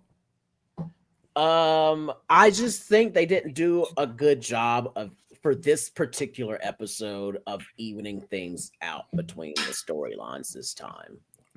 And sometimes when they do that, it's because they're gonna like then make up for it in the next episode. So we might get a whole solo silo heavy episode next one. So I'm not gonna complain, but if that doesn't happen, then I will complain some more. It does look like, from what I saw in a little bit of a trailer, that we will get some Lucas.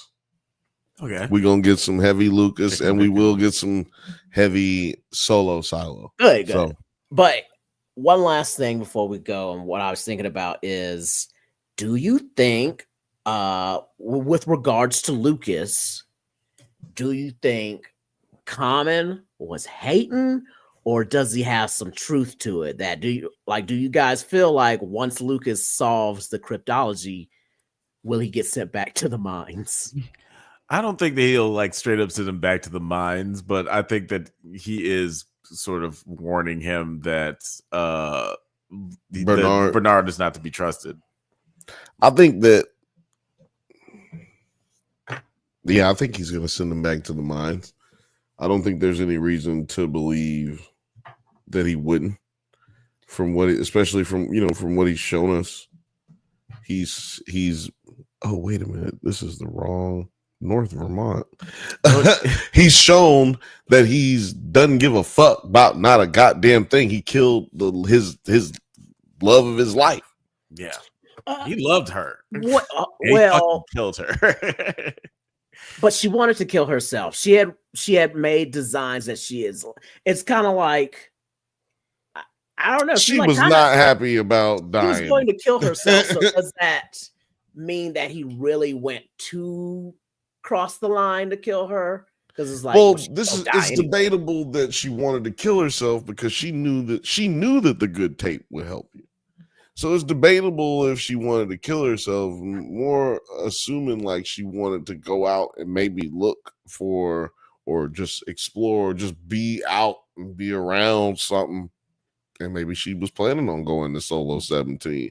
But I think it's similar to just going and committing suicide, not, unaliving yourself, euthanasia, because the more likely outcome is death, right? Like you might be able to do this, you might be able to do that, but it's more likely because even if you had an oxygen tank, you're eventually gonna run out of air. So it's very interesting. I think they may come back to, but I think it's more so gonna be about the connecting piece, the fact that there is a door and a connection between the two silos, between all of the silos, really. Yeah, I think all the silos were meant to be connected somehow, and I want to know. You think that they may have cut them off from each other, even because they were connected at one time? Mm-hmm. Yeah, because it seems like it was at some point kind of like a fallout situation where they were like sort of more interconnected. Like, why would you build all these separate silos so close together and just not go through the trouble of connecting them? Right. Yeah. Like, what's the point of that? Like, what's the deal with that? I'm curious how that turns out. Before actually we leave, I just want to ask one quick question because I'm curious. Who do you think is the bigger piece of shit, Penguin or Bernard? Like, who would you say is the worst guy? Penguin, because at least we know Bernard is trying to make these idiots not kill themselves. Who's Penguin? The Penguin, like from the Oz Cobblepot. What? Oswald Cobblepot from the Penguin TV show? Oh, I didn't see that shit, man. Sorry. Who are we talking about? I didn't see that. We watched it. The Penguin. The Penguin. Wait a minute. Oswald. What do you mean? What are we talking about? Because I don't even know who no Penguin is in Silo. There is no Penguin in Silo. There is no Penguin, and he's comparing the character of the Penguin from the Penguin versus Bernard from Silo, who's a bigger piece of shit. The Penguin, obviously. Penguin. And I was like, it's Penguin. I don't think I'll probably say Penguin too.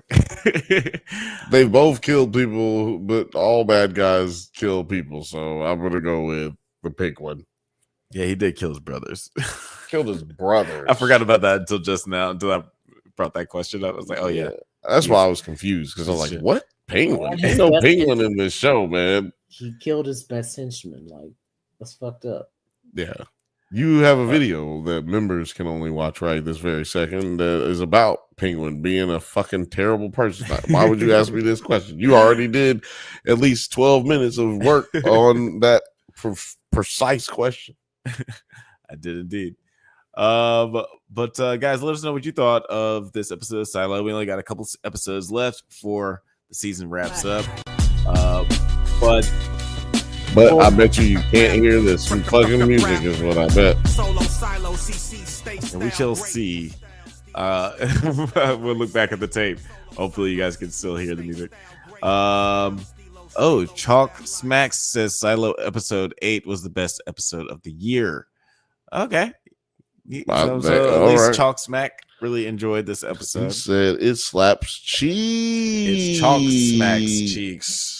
I'm guessing that episode 9 is going to bring it all together like butt cheeks. But before we get out of here, Producer T, do you want to tell the people?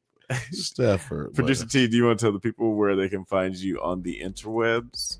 As always, you can find me at my Instagram at tpensco for Colorado. I'm always there, like lurking. I'm looking at stuff. Shout out to Rachel V, who hit me up on Discord. You can find us on the Discord. I do answer my DMs there. It just might take a couple hours or so because I don't get the alerts. Because she hit me up because she could not understand where to go for the website. So I sent her directly, and she already purchased 2 pins. Oh, awesome. Nice. So, yeah. Nice. So you can also find us at the Discord. But yeah, pins are still on sale. I'm shipping them out. I have no plans to be... The clones are all in one location. Maybe. Shout out to Rachel V. Constantly supporting the whole crew. I mean, constantly. Fucking amazing. Really appreciate it. You guys can support these channels, Nerds at Night and Drunk Banthas channel. The best way to support us is by getting on those stores and go ahead and purchasing something, man. It's almost Valentine's Day soon. Get you some shit, boy, before your girl get mad. You need a Drunk Banthas tube top or a Drunk Banthas what do they call it, crop top. Oh yeah. You need a Drunk Banthas headband. You need a Drunk Banthas socks. Get out there and buy something. Buy something, baby. Thank you for listening to the Drunk Banthas podcast. We do this every Monday at 8 p.m. Pacific time, but don't forget to like and subscribe so you get updates on new videos. Check us out on Twitter, IG, TikTok, Letterboxd. Likewise, all the internet things at the Drunk Banthas. Until next time, stay safe, my little space pirates, and may the force be with you. And also with you.